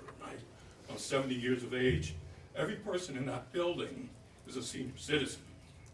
And that door that goes into that, unlike the front door, it's a handicap accessible thing. So if an ambulance had to come to that building, they'd go in that alleyway, they'd have a hell of a time getting that gurney out and to get into that building. The ice is there, there's not enough room to negotiate an ambulance. It's just absurd. I spoke with Lorna, one of the, she's the assistant director over at Montpelier Housing Authority, and she said she spoke with the plow person. The plow person said, oh, well, I come through here sometimes, there's someone parked here, because it's a loading zone, because old people who are getting out with a walker, or they need help with their groceries with their son or daughter or whatever, and there's a car parked there. So he says, well, it complicates the plowing thing. So I have to say that is BS, because, as I say, I live right next to that alleyway, and at 6 o'clock in the morning, whether it's snowing or not, that guy, I hear that plow go back and forth. There's no one in that driveway. There's no one in that pedestrian way. So when Lorna told me that a number of people had complained about it to her, and it didn't go any further. So I called the city garage, and I spoke with Eric down there. I guess he's a maintenance foreman for this stuff. And he said he would talk about it with Bill Tuttle. Well, I haven't heard anything, and nothing's been done. And so I thought the only way that I could see forward would be to come here, and hopefully there are other citizens in Montpelier viewing this, or will view it, and you know, the proverbial saying, the creakiest wheel gets greased first. So I'm just here hoping that this wheel will get greased. Thank you very much. Thank you. So Mr. Mulholland, I can follow up on your comments. I actually walked through there. I'm sorry? I walked through there with my wife and dogs this weekend and observed that, and I said, what's that? Because like you, I walked through there a lot, and I said, I don't remember this from the past. So I made a note. Our DPW director's on vacation this week, and he's due back Friday, and I have actually a note to ask him about that. So I will follow up. And this actually is, Bill, this is actually looking good compared to because of the recent melt. But you know, we're not out of the winter. That stuff's going to freeze. Yeah. So anyway. I got it. So we're on it. Thank you very much. Thank you. Donna. Just living in that same neighborhood, the complication is that that part of Franklin Street does not belong to the city. The city does not plow that part. So they only part, the other part mechanic that comes to there. And it's been an extremely icy winter, but he's right, it really needs attention. It really needs attention. Thank you. Is it the city's responsibility to keep that clear or not? I'm not sure what. I don't know. That's what we're going to check on. We're going to find out. It's not, We don't know. We'll find out. I don't have a direct answer for you. it's a pedestrian walkway, is it not? It's used that way, and it connects to the bridge that the city does have a snowplow Right. that goes We through. have the. I Oh, mean, we can, It's a joint connection, but this, so right I don't have outside of any that walkway, answers the- one way or the other for you the right street now, but belongs to I'm going to get Montpelier them because that Housing was my Authority. question. Is that us or is that the housing people? isn't it, I mean, we can get into like details and stuff and look into things, but it says about this council and mayor, the city council is the legislative body of the community responsible for developing policies and ordinances that preserve and protect the health, safety, and welfare of all of our residents. And I think that takes precedence over any nitpicking about whose property it is. No, Tom, We're not- I just meant we need to work with them. We need to work on it, absolutely. I wasn't trying to bypass it. Yeah. But we need to work with them because there's, some property is theirs and some is the city's. That's all. We need to work with them on it and get it resolved. You're right. We agree. We're agreeing with We're you. all on the same page here. No, but all I'm saying is, it is plowed. All I'm saying is, do a good job. It's icy and water. It's a Period. mess. Yep. Thank you. We'll follow up. Thank you very much. Okay, so on to the rental inspection program. So, welcome back, Mike Miller. Thanks for taking some time to tell us or explain to us how rental again, inspection programs work. Well, I was just going to tee this one up as well. This was one of the last things on our to-do list from last year's goals and priorities, was to have a conversation about this. And Mike was worked in Barrie for a number of years before he came to us, where they have such a program. So what I asked him to do was just to give you have a conversation about what it looks like, what it may or may not have, include, what pros and cons were in Barrie, successes and problems, and then get a sense from the council whether this is something we wanted to continue looking at or not. And if so, maybe get together a working group of renters and landlords, or housing task force and people, and figure out how we want to proceed and all that. So with that said, I'll turn it over to Mike. Okay, so apologize that we were only able to kind of get on this. We had a number of big things going on last week that didn't let us get this out for you in advance, but I did leave for you guys to review just a quick summary of what rental inspection programs are. As Bill mentioned, from 2008 to 2014, I was the planning director in the city of Barrie. They are one of a few communities that have a rental inspection program. And the primary purpose for rental inspection programs is to protect the public health, safety, and welfare, but it's really looking primarily at making sure that we have safe, sanitary, and fit human habitation. So the goals of these programs is to maintain that piece. So there are some things that sometimes kind of get mixed into that discussion. When we're looking at minimum standards for habitability, we're usually looking at these minimum standards, and what I handed out includes a checklist from what Barrie has on theirs, which includes mostly in the left column fire and life safety requirements, but in the right column are those minimum housing standards, which is what you have usually for a rental inspection program. We already do the inspections on the left through our building and fire code inspections if we get a complaint. But really the new ones would be ones for minimum housing would be some of the ones that are on the right, where we would look at, does every room have 2 working outlets? Only 1 is required if there's a light fixture. Do doors and windows have locks? Do they have smokes and COs? Do you have running potable water? Do you have hot water? Do you have flushing toilets or and proper wastewater connections? Doors that close, roofs that don't leak.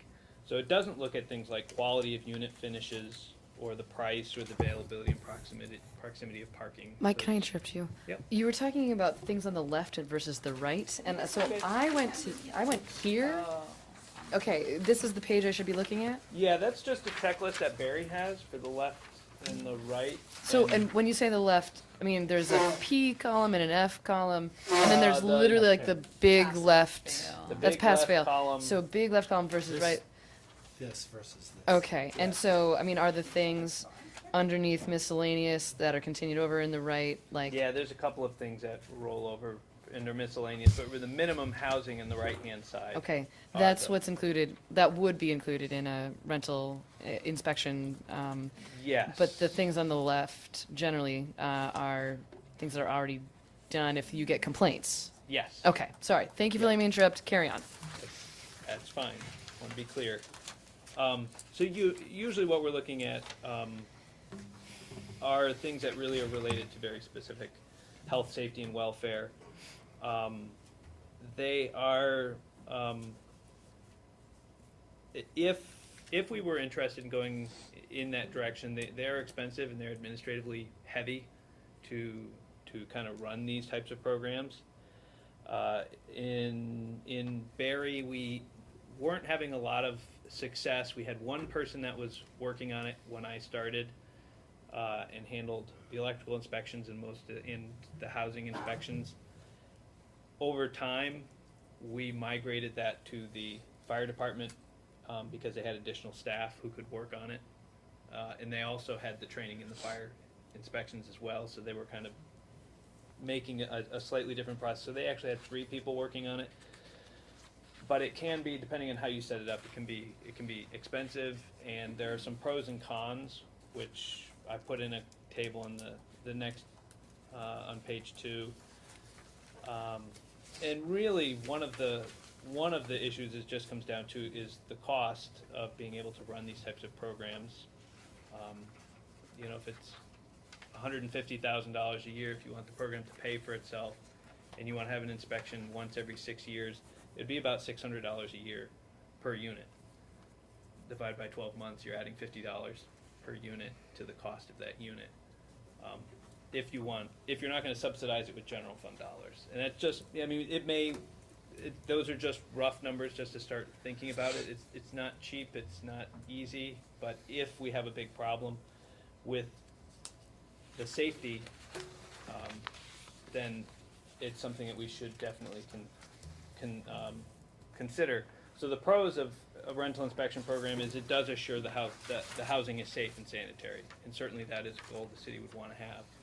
It does preserve existing housing stock, and it gives an accurate inventory of the rental housing stock.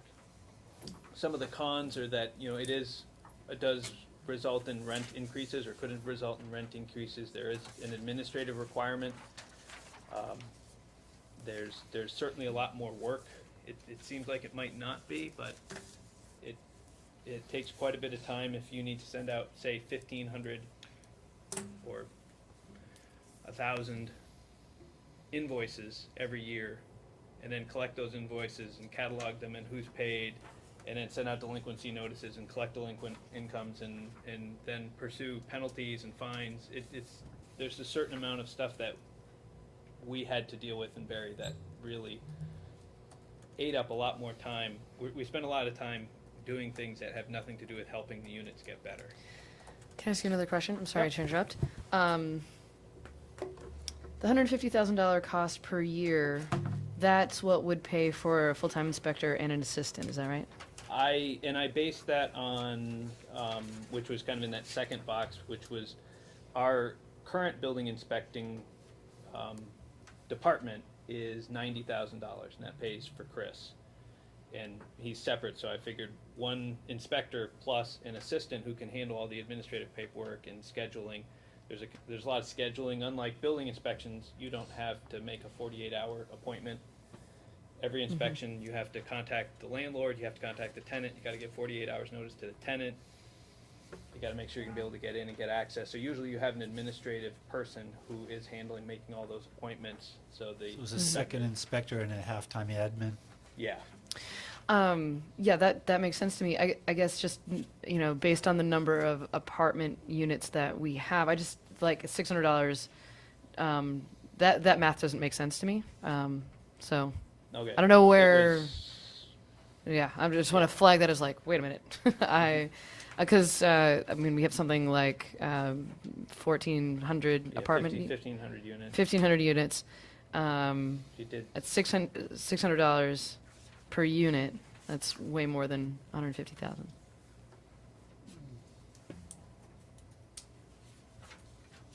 Mike? Yes. Did that take into account, I think, the discussion that we had earlier, that we would acquire certain It's 900,000. Yeah. better inspected? So is it off by a zero? He says 600 times 1,500 is $900,000. So he gives us Nine- plenty of money to run the program. Yes. Okay. Well more than we need. So I may have divided one number wrong in there. So it'd be about $100 a unit. $100 unit. Okay. Okay. So, So like $12 per month. Yeah. 8 Or less, I'm sorry, yeah, that math I didn't do just right just now. But, right, okay, so, Okay. Good for catching my math. yeah, well, because, you know, $600 per year, that feels like a lot, but if it's $100 a year, and, I mean, Yeah, and all I've things seen numbers in still a other lot, but, communities you know. that are in the hundreds of dollars per unit. I don't know what Winooski's was. I'd have to see what theirs, but a couple of them have them. But Okay, thank you, just wanted to flag yes, that. Sorry, thank you carry for on. Catching that. Yep. Even when I double check it, I still get it wrong. And so the last point on those, the last two cons is one, is it doesn't have a significant impact on quality. I mean, while it is affecting health and safety, whether that two-bedroom unit that's not in very good shape but is safe is $600 or $1,200, this wouldn't affect that. And the last is that you have to consider, even under state law, which is attached as well on the next page, you have to take into account the potential results of condemnation and eviction of tenants, and that would be the city's responsibility. So I did have the unfortunate experience of having to evict people for lack of housing standards, and to take somebody who's clearly not in good financial conditions and make them homeless was not something I enjoyed doing. And it is something that every one of you would have to be willing to understand and accept that that is a potential consequence. It didn't happen often, it only happened once, but it did happen, and it does happen. And the threats of shutting somebody down are only good if we're willing to actually stand behind our threats that say, if you don't meet these standards, we will close your building down. So, and that was all. I just wanted to put some pros and cons and get some stuff on the table, give you a little bit of information. The legislative housing codes are here, and as I said, the checklist from Berry City was here, and I'll just take some questions and see. Okay, Ashley. I have a bunch of questions. Okay. So, how many apartments are there in Montpelier that have been reported for, I mean, major deficiencies like no heat, no running water, you know, a door that doesn't shut or lock, running potable water? I mean, these are fundamental basics to me. So, do we have a huge problem with that in Montpelier? When we asked our building inspector what he gets about one complaint on average a month for a condition, and it doesn't always mean that there is a problem. Sure. And many times they come back to somebody who's getting evicted, who's trying to forestall the process. I think when we were talking with Bill this afternoon, we knew of one or two over, and it was time before I was here, of units that When the city actually got involved and the took them to city court. actually ordered that. And yeah, so that's kind of that. At least that's been my experience. Is like when there is an issue, you know, I as a tenant have had to call the city because the abutting, you know, landlord didn't empty the dumpster one of those weeks where it was over 100 degrees for like every day, and it smelled horrendous. But you know, so I guess this is not something that I find super exciting for a myriad of reasons, mostly because Montpelier is a small town. People are going to hear if there are lots of units that are not even meeting these are to me like basic habitability standards. I think we have mechanisms by which to deal with those already. I have rented since I was 17. I moved out on my own at 17. And to me, the things that have really become clear, I've had some amazing landlords here in Montpelier. I've had some pretty unresponsive landlords here. And everywhere else that I've lived, you know, it's kind of been the same deal. One of the things that has really stood out to me as critical are upfront move-in costs. This is hugely significant when you are talking about someone moving from one place to another. I picked up my entire life in Boston. I moved to Burlington because I wanted to find a place that was like kind of similar to where I had been for the last 10 years. I had to come up with like $3,000, and I literally moved to Vermont with $3 in my checking account. And Burlington had a cap on what they could, in terms of money up front, what they could take. And Barrie also has a cap on that.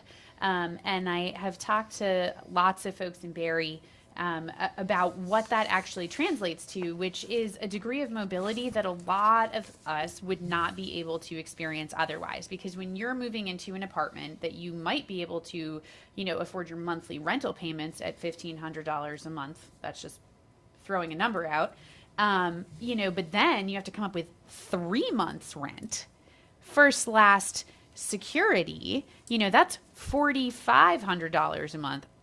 I don't think any of my friends have like $4,500 just chilling around to move, and then you're doing the security deposit jockey. You've got to wait to get it from your old apartment, which if you're moving states away can be forever. And then if you don't get it back, then it's a disaster.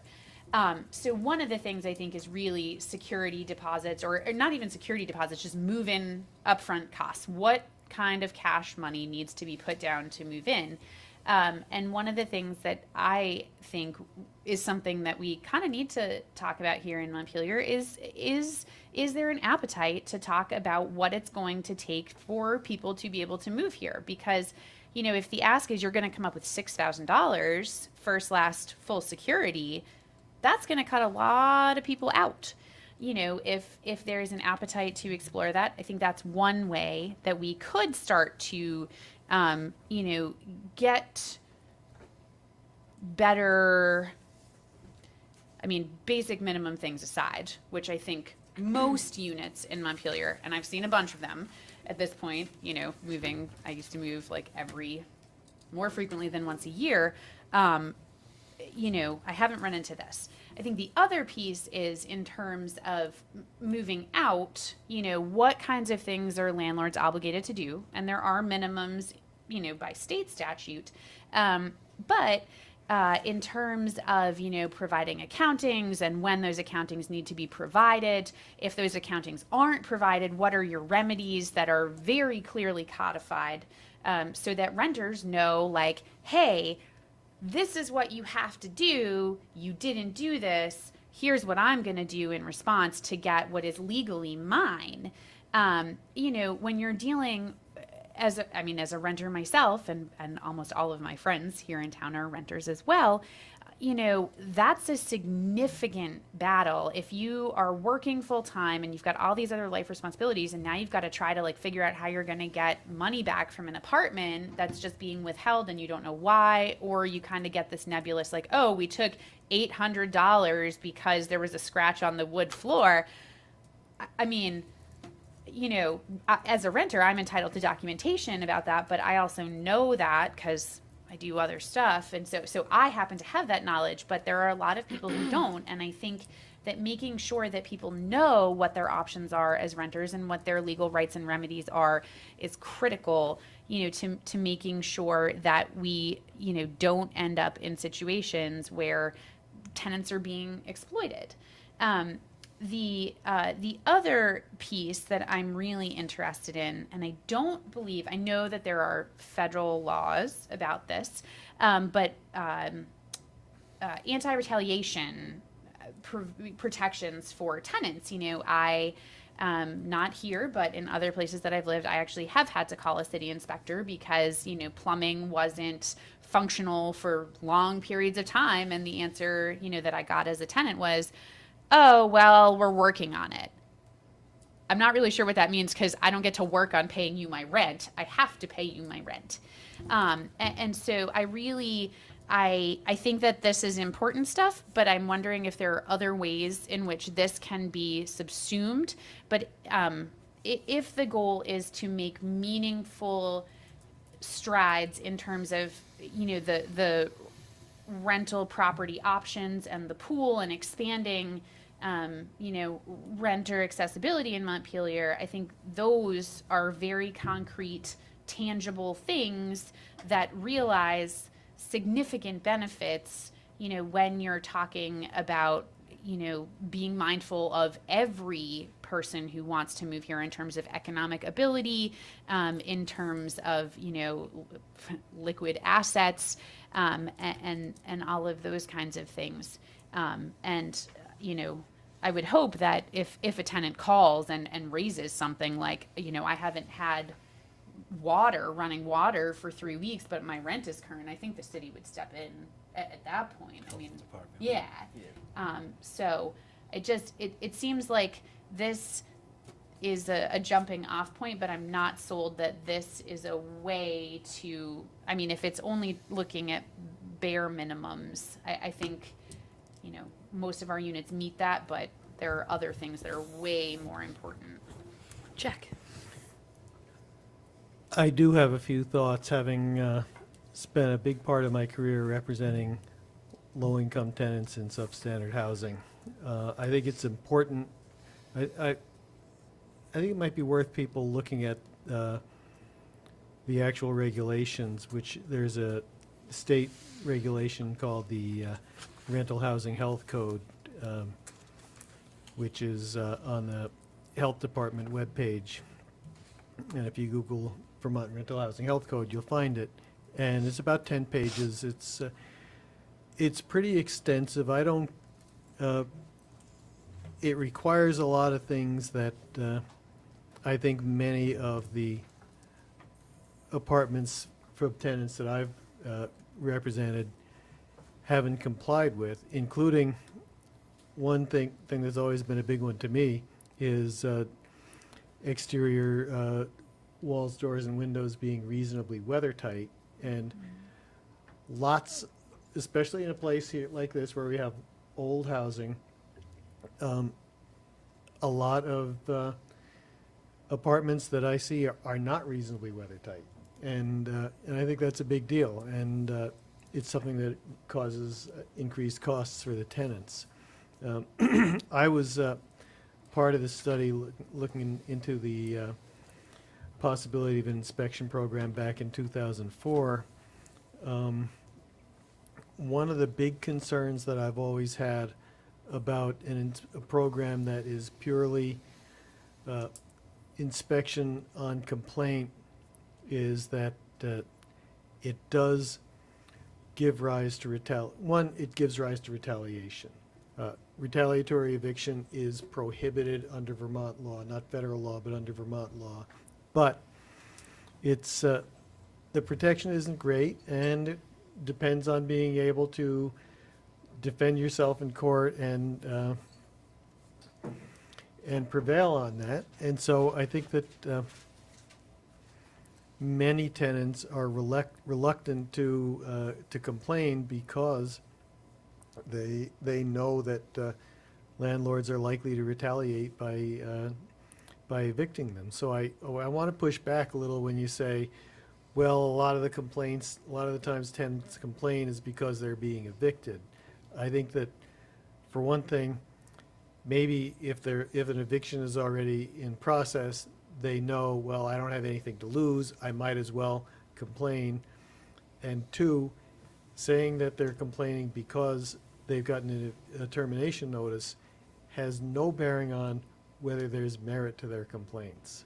Yeah, we always do investigate. I mean, it has nothing, our interest in investigating doesn't have anything to do with it. It's just when we do get them and we go through and realize there isn't much here, and we ask the landlord, because we've got to contact both, that's usually when we find out that it's not surprising that this person has filed a complaint, because we filed paperwork with them last week for failure.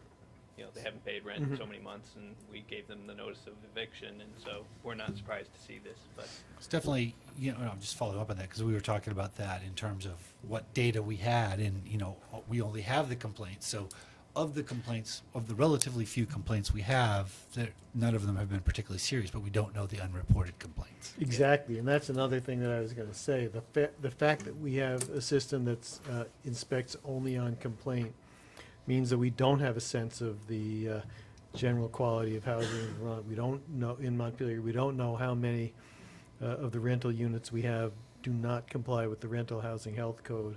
And having a systematic way of inspecting all the apartments or all the rental units on some regular basis is a way to address that and to provide enforcement even if the tenants are not complaining.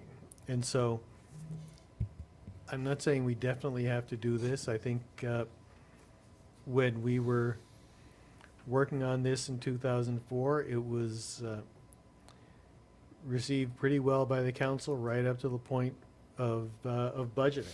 And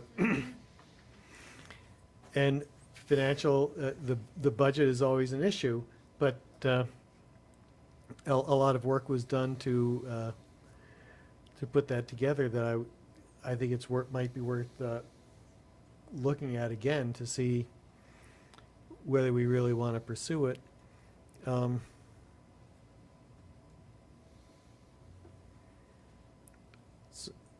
So I think this is not something that we should reject out of hand. Glenn, thank you. Yeah, I think I'm more or less with you, Jack, on this.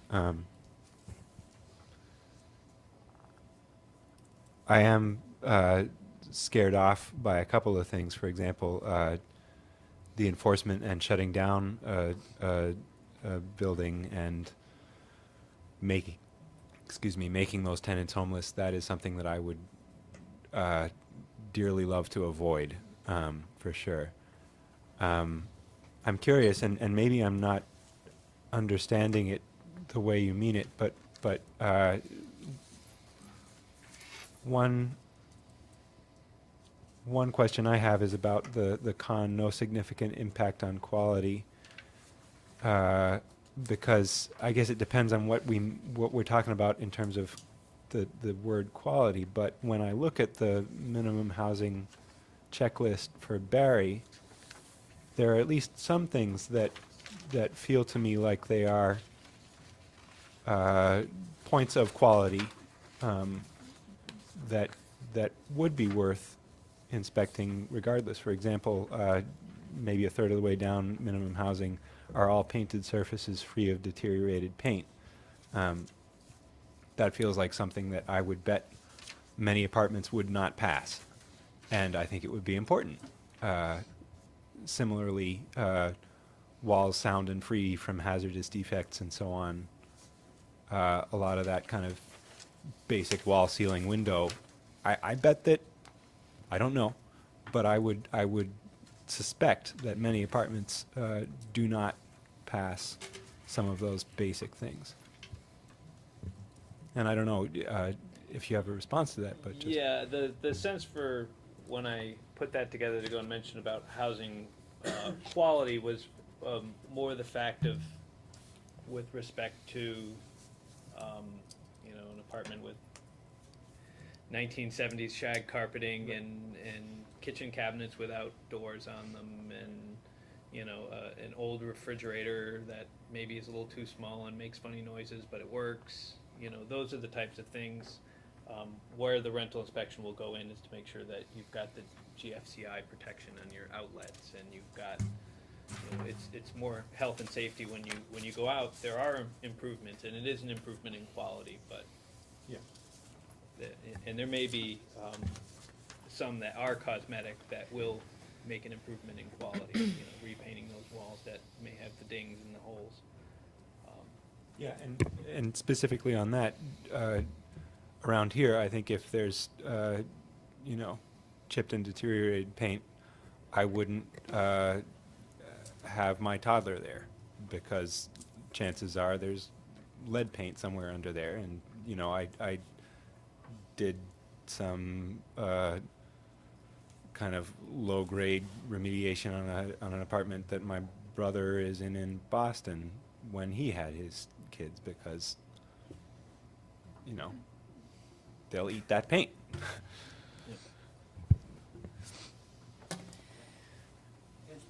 Oh, yeah. Just because I think it is important, and I think it speaks to Ashley's kind of getting this out to folks that understand it. As a former life as a property manager, one of the requirements by the state health department, to speak to Glenn, is that every year, every landlord is required on every unit to certify what's called essential maintenance practices, that there are areas of lead paint. So, certain things, window wells need to be installed. All of these basic things, they are required to submit that to the Department of Health. If they don't do that, they can suffer a pretty significant fine. I just want to put that out there, just so that anybody listening at home, Yeah, thank you. their landlord has to do that. Well, can I ask about that? Like, who exactly? That's my question. Who checks on that? Well, so what happens is you are required, the landlord is required to submit that paperwork to the Department of Health every year. It's a self-certification. If they come and check and you haven't done it, or you haven't submitted your But they're not all checked, right? It's random, Staff check. right? Jack? When we put the law in, I was just we had a housing task force meeting the other night, and we talked about this, just for a couple of minutes. When we got the law passed for lead paint, what we thought was that we were going to establish this requirement for EMPs, essential maintenance practices. We were going to establish liability, and then the insurance companies were going to make the landlords do it because they wouldn't want to be on tap for having to pay damages. And it turns out we were just totally wrong. That they don't do anything, and for the most part, the state doesn't do anything to enforce it. So I think that it's not enforced, and I'm sure that we could find apartments in Montpelier with deteriorated paint now, and we'd find landlords who are not conducting the essential maintenance practices.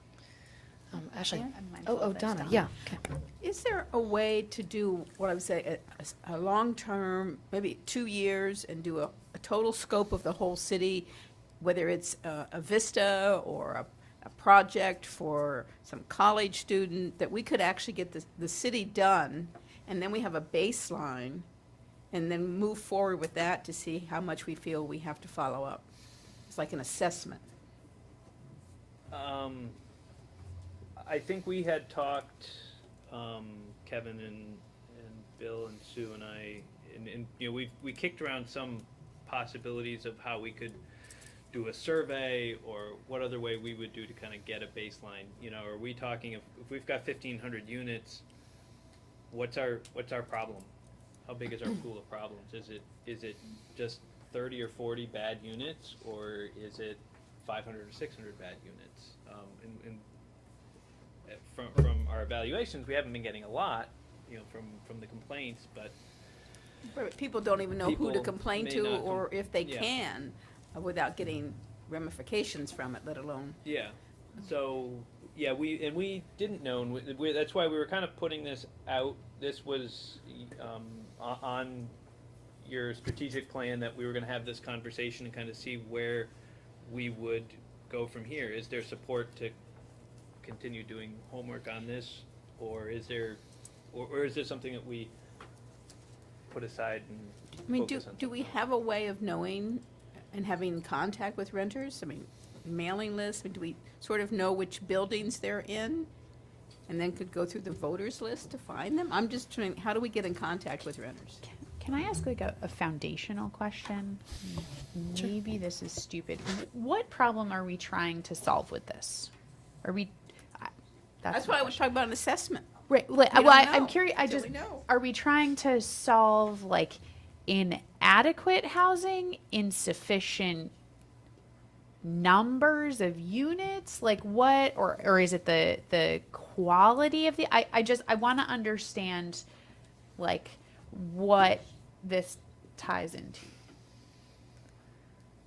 Jack? I have an answer that I don't think that people should be forced to live in substandard housing, and that's what the law of the state of Vermont is. And in a place like Montpelier, with essentially a 0% vacancy rate, people don't really have a choice of where they're going to live. Now, I don't think we have a basis to know whether there are a lot of people in this situation or just a few people in this situation. And I think it's worth giving some thought to figuring out how we find that out and what the scope of the problem is. And so what I would suggest we do is ask the city staff and the housing task force to spend some more time, reviewing what we've done before and talking about it, and rather than just saying, well, we put it on our list last year, but we're not going to bother with it. Other thoughts? Well, Donna? and to start with where you're at, but then also, I guess, to assess, we know we have the older housing stock, so that we also want to have landlords doing the investment for energy efficiency, And so along those lines, we don't know how old their appliances are. We just, so much information we don't know. So I just see an assessment would be helpful to us in other policies as well as immediately for the renters. So. Just for whatever anecdotal use this is, I actually put it to some of my students, knowing that this was coming up, not that I'm going to base any of my decisions on based on what students tell me necessarily, but we were talking about housing, and I said, we're considering the possibility of a rental inspection program. It happened to be that this particular group of students were a lot of children of renters, and they unanimously were like, you definitely need a rental inspection program. And they each had a story to go along with it, which I thought was fascinating, actually. So I'm sort of, where I'm at is that it feels like it's worth investigating further. I'm not necessarily convinced that like this is. I think having an evaluation, or having some kind of something to just understand sort of what the needs are, and I think that actually gets to Ashley's point as well. Having a more holistic picture of what the barriers and needs are. I mean, to be fair, this is maybe something that we've been exploring, right? But if there is, But we haven't looked at this. I mean, this came up, as Mike said, from you folks last year. It wasn't a staff proposal, and it was basically the goal was to have a conversation about whether we should do this, and it was just one of the last things on the list. So that's we're kicking this off now, and obviously we've got a goal session coming up too, to time to think about it. But it seemed to me that certainly some assessment of the need is important, and maybe we did talk about doing a community survey in general, and I think we could put in.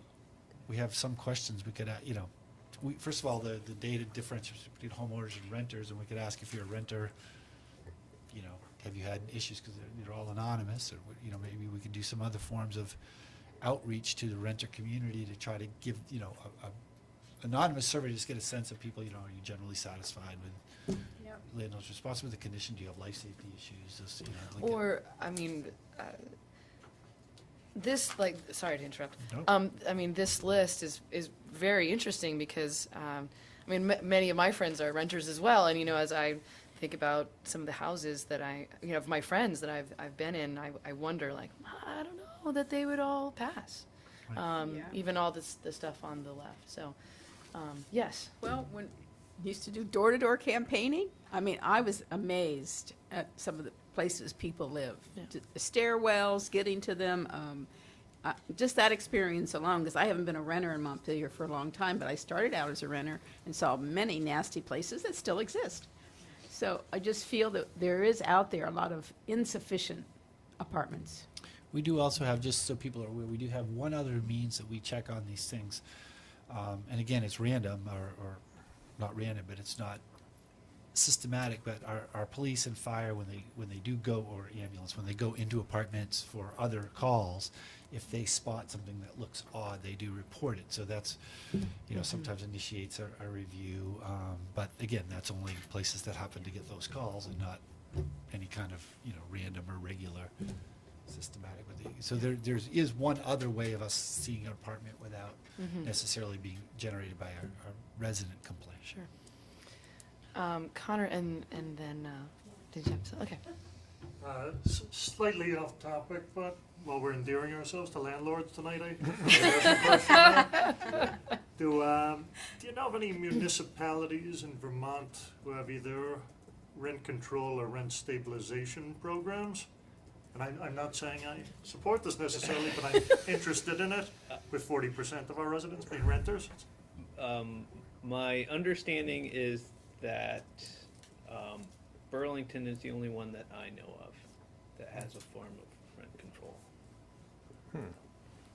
That's the only one. I'd like to learn a little more about that before the council goal session, or as part of it if possible. I'm just going to push back on that a little bit, only in that probably not as part of it. I don't want to, What I don't know could fill a book about it. It's incredibly complicated. So if somebody from Burlington administered a program, I'd like a few minutes just with the 10,000-foot view of it. It would certainly be something else that would require a charter change, because I don't think it's enabled under state law. I mean, would a rental inspection program require a charter change? No, that's that would come out of That's right here, statute. what's attached, the statute that's attached. Yes, right, yeah. Okay. Yeah. Why don't you Google it and let us all know? You research Let us know it. what you find. Hey, we pass charters left and right. Probably we can chat. So Laura Gephardt, Executive Director of the Montpelier Development Corporation, and I just wanted to add on to the value of taking an assessment, because right now you're talking on anecdotes, which are important, but it's hard to have a full view of what the problem is. So I would definitely encourage that, and I'd be happy on behalf of MDC to partner on any sort of assessment that's done. And then I just want to provide the other perspective from the perspective of the landlord. Full disclosure, I'm a renter and I've been a renter for my adult life, so I get that perspective. But I also interact quite a bit with landlords, and from the communities I worked with in Pennsylvania, there was numerous municipalities that had rental inspections. So just considering the impact that may have, and even deterring people from wanting to have rental apartments, especially as we're considering the accessory dwelling units, when we have such a low vacancy rate, just consider how that may deter people from adding rental units to our market. So I think that's just another important nugget. I think quality of our rental units is incredibly important, but just to think about the other implications of how, rental inspections, if that's what is needed, how that's rolled out, and what are the implications of that. There's a lot of layers to be considered. Jack. No city in Vermont has rent control. Burlington has provision requiring a 90-day notice, which is longer than other places have. We do have a rent review for rents and lot rents and trailer parks. It's not actually rent control, but it is opportunity to challenge rent increases. And I spent years working to get that passed, but no other rental housing is subject to rent control. And of course, if you have a rental agreement that fixes the rent, the landlord is stuck with the rent at that during the period of the term. There's federally subsidized housing of various kinds, but no generally applicable rent control. Ashley, go ahead. I was one other policy matter that I lived in other places in Mass that did this. They would actually cap the percentage that your rent could increase from term to term. So if you had a year lease, they were capped at raising your rent by no more than X percentage if you renewed that lease.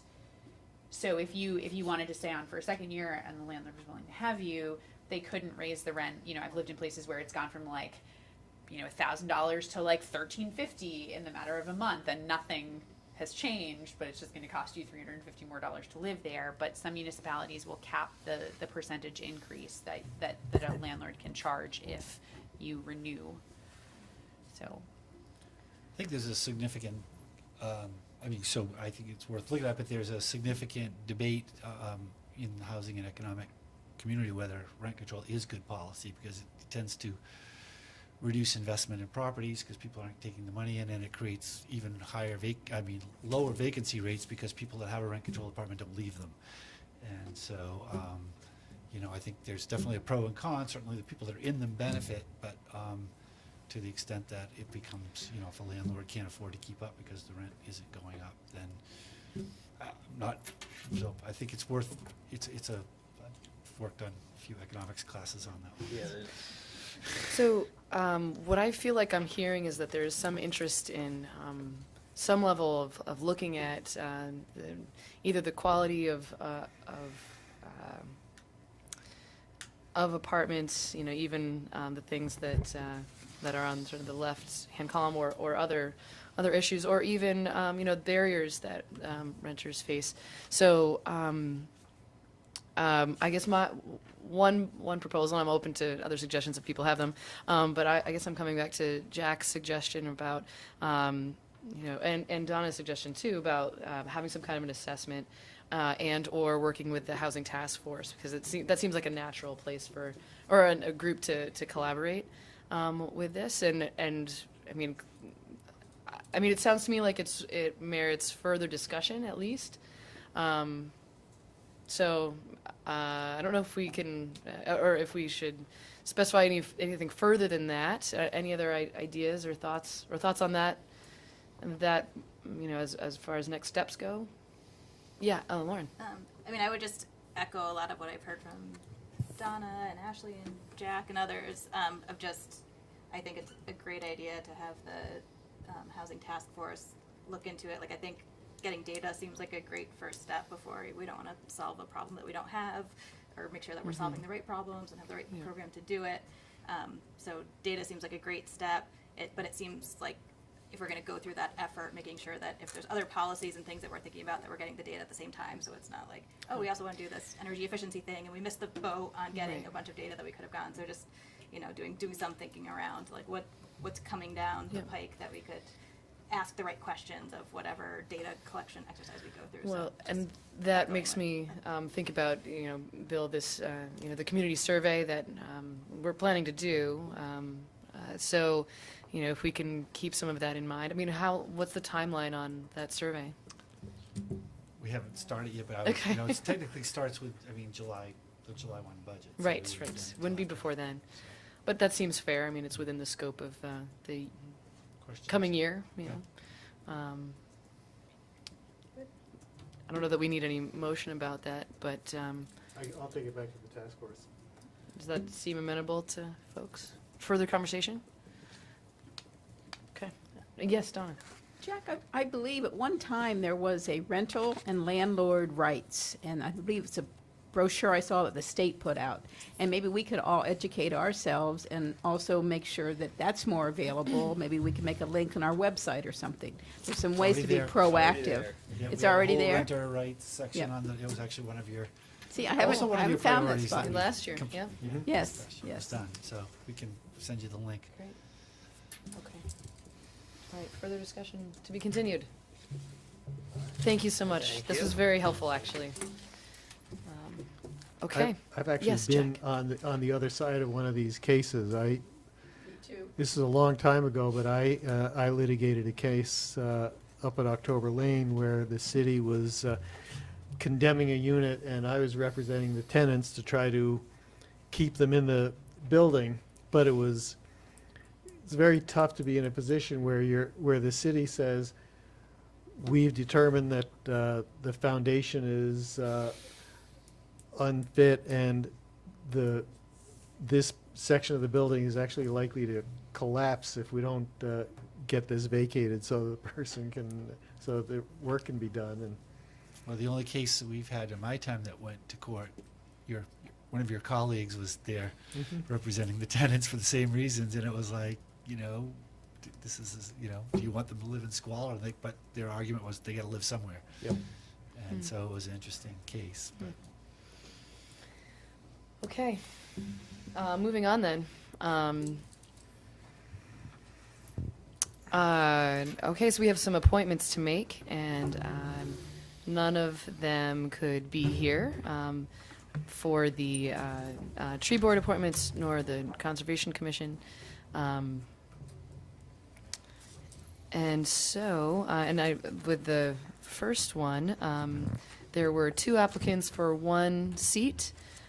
So it's very likely that we will go into.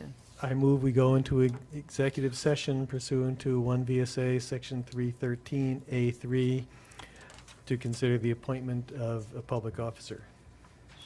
I'll second. Ashley, we you- do it for both? I mean, I know it's, but if we Sec- take them both up at the same time. Right, but the second one only has Has one one, applicant right. for Yeah. 2. Right, yep. That's amenable? We'll do both of them in executive session. Okay, so we will be coming out of this executive session, even though it's our last item, to vote. And, we haven't got in yet. Okay, so all in favor, please say aye. Aye. Opposed? Okay, so we will be back shortly.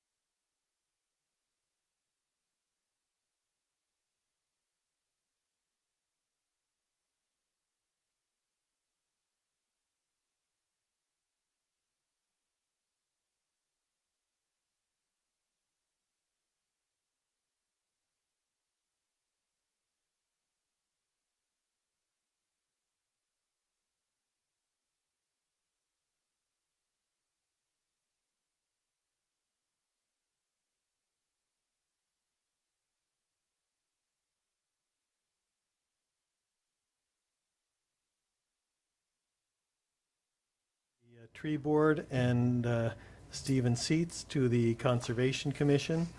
I think these are both people who are able to provide great service to the city. Stephen Seats has spent many years in service, especially in the field of conservation. And Sean White, with her work with the project manager at Friends of the Winooski River and her obvious knowledge and devotion to the subject, is going to be a great addition to the tree board. Second. Was that a? Was there a second? Nope. Was Okay. That, no? Okay. Thank Thought you. it was a motion. I That was was a like, motion. I was with us. Yes, I started out with, I Okay. moved to.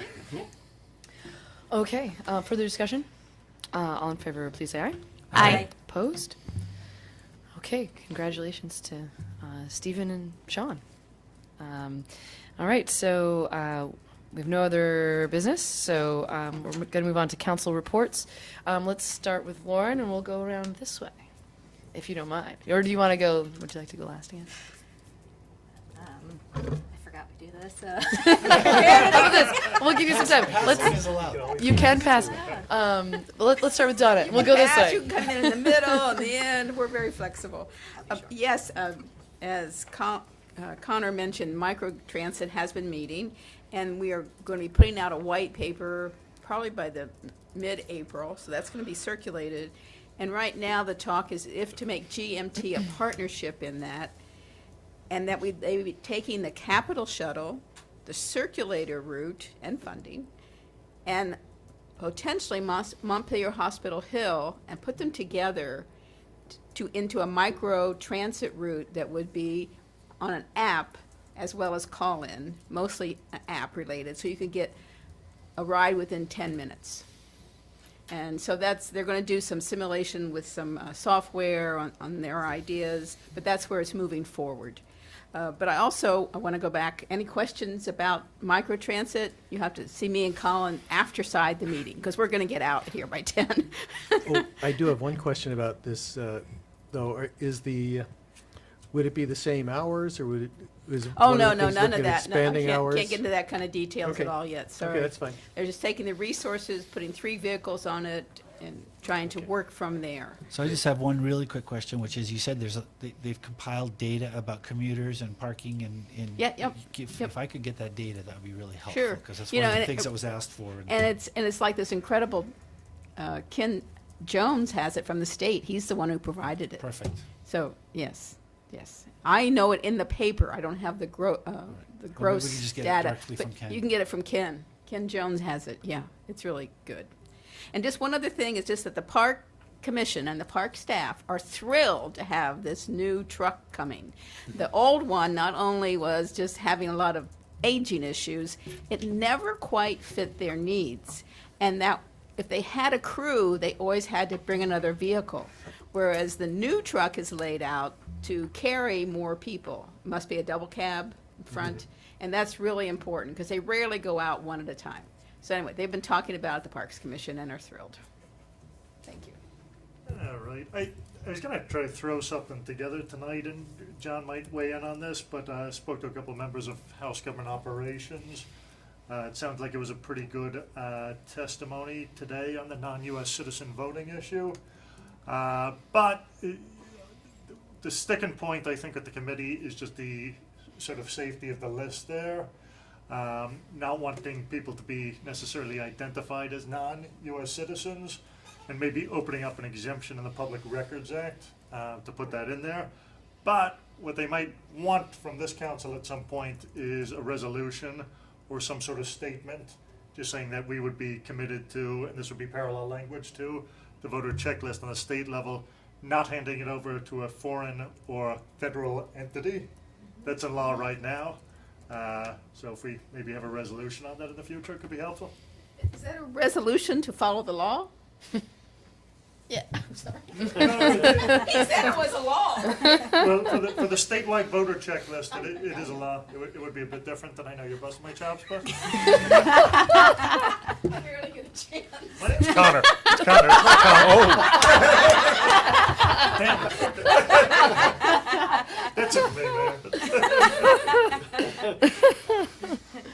man. And just checking to make sure you two are done. For the moment, anyway. I don't have much to talk about this week. I'm pleased that the chunk of the Winooski that we're on seems to have iced out. That's great. It was a good thing to see on Sunday night, Monday morning. I went on Monday afternoon to Another Way down on Barry Street and talked with them once again.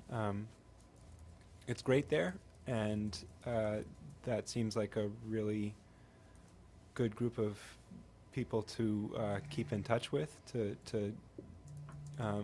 keep in the loop on city matters. I'm going to keep going once a month. They have a Monday meeting, 2 o'clock to 3 o'clock, and I'll be there every last Monday of the month. They invited any other council members to come along too, if you ever want to show up. It's, again, 2 to 3 Monday afternoons, and I'll be there on the last Monday.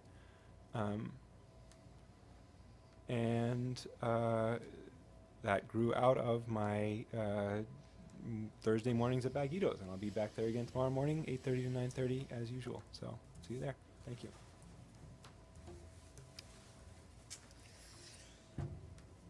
Pass. Yeah, I think I've talked enough tonight. I'm passing too. And I have gone to the Social and Economic Justice Committee, as I said, and there's some good progress being made on a strategic plan, I'm happy to announce, with some tangible next steps. So I look forward to updating you as that plays out. But it was a very positive meeting, and I think the idea of taking some of these policy ideas and trying to run it through and see how can this committee be effective at giving a lens to all of our policies is exciting. And that went to the Montpelier Energy Advisory Committee as well, and they're just cranking on all cylinders with lots and lots of projects. But until there's one that's kind of actionable at the moment, I'll spare you. So thanks for a good meeting. I'm going to highlight one of those projects. I wasn't at the last meeting. I wasn't able to go, so I was glad you were able to be there. But one of the things that has come up as a possibility, and I just want to flag it for you all, is the rec building, as we know, may see some changes sometime in the next year or two, or we'll see. But that's not connected to district heat, and it's a standalone oil burner for now. That's what's heating the building. And one of the possibilities that we could look into is switching that heating system over to biodiesel. So there may be some, there's a possibility that we may need to change a little bit of the infrastructure to make that transition happen, but it's relatively minimal. Anyway, so just want to put it on your radar. It's something that we may talk about or may come to us over the next year. So we'll see. And I think that is actually all the actually, there was one other update that I wanted to add, which is that the public, the City Hall Art Committee is meeting tomorrow at 3:30. Is that, and it's meeting here? Yeah. And, right, so we'll be talking about the art in this room and perhaps out in the hallway as well. And just so you know, I think the general, well, actually, I shouldn't really, I don't really know necessarily, but something that has come up is wanting some color in here. And I think that seems fair. So, anyway, just putting that out there. We're not colorful enough. Yeah. We can't all, we can't. To take the advice I was given. Yes. The other piece of the Arts Committee is that the Public Art Commission has been invited to join us, looking more at the whole building. So some of them may come. Yeah, great. John. I have. You want to speak into your mic? Nothing. Okay. I just have one thing, also related to MEAC. The chair of the committee, Ms. Stevenson, had advised me that there's actually a vote on the International Building Code coming up, and various officials have the right to vote up to 4 votes. Montpelier would be one of them, and so she had suggested that we register. The deadline's Friday. So we had a meeting today with our staff. We recommend, so it can be elected officials or staff officials. And we had recommended that it'd be our building inspector, our fire chief is the assistant building inspector, the planning director, and me, but that we asked the MEAC for advice. There were some issues, specific issues they have concerns on, so that they flag for us, but then the people, not counting myself, the other three are more knowledgeable, would be able to vote on the other aspects of the code. That said, if anybody wants to take one of those seats, it's certainly, we'd over that, but we have to register by Friday. So I said I'd run it up the flagpole tonight. That was our plan. I did let her know that was my plan, and she didn't object to it, but some others here may have better information than I do, so. I'm gonna, Great. I trust your judgment. yes, yeah. Well, I'm grateful that you'll be taking input from MEAC and others, so, yeah. That was Great. there, and we certainly, we weren't even aware it was happening, so thanks to them for pointing it out. Do we need to like move that officially? You don't have to, but we could, I suppose. I just want to make sure that there's, Sure. Why don't you move it? Yeah. Not designate those, the four of us as. I second her motion. Did you I move made that? that motion. Okay, and Donna has seconded it. Okay. Make sure you get the time right. Because we're coming up on the mayor's deadline. That's right. So you All better right, vote fast. further discussion. All in favor, please say aye. Aye. Aye. Opposed? All Okay. That came up under other business. Yes. Well, Yes. Whatever. Yeah, that's fair. Okay, great. So I think that is everything. So without objection, I will adjourn the meeting. All right. 9:58, done. Oh, 9:59. So I have to- 9:59. So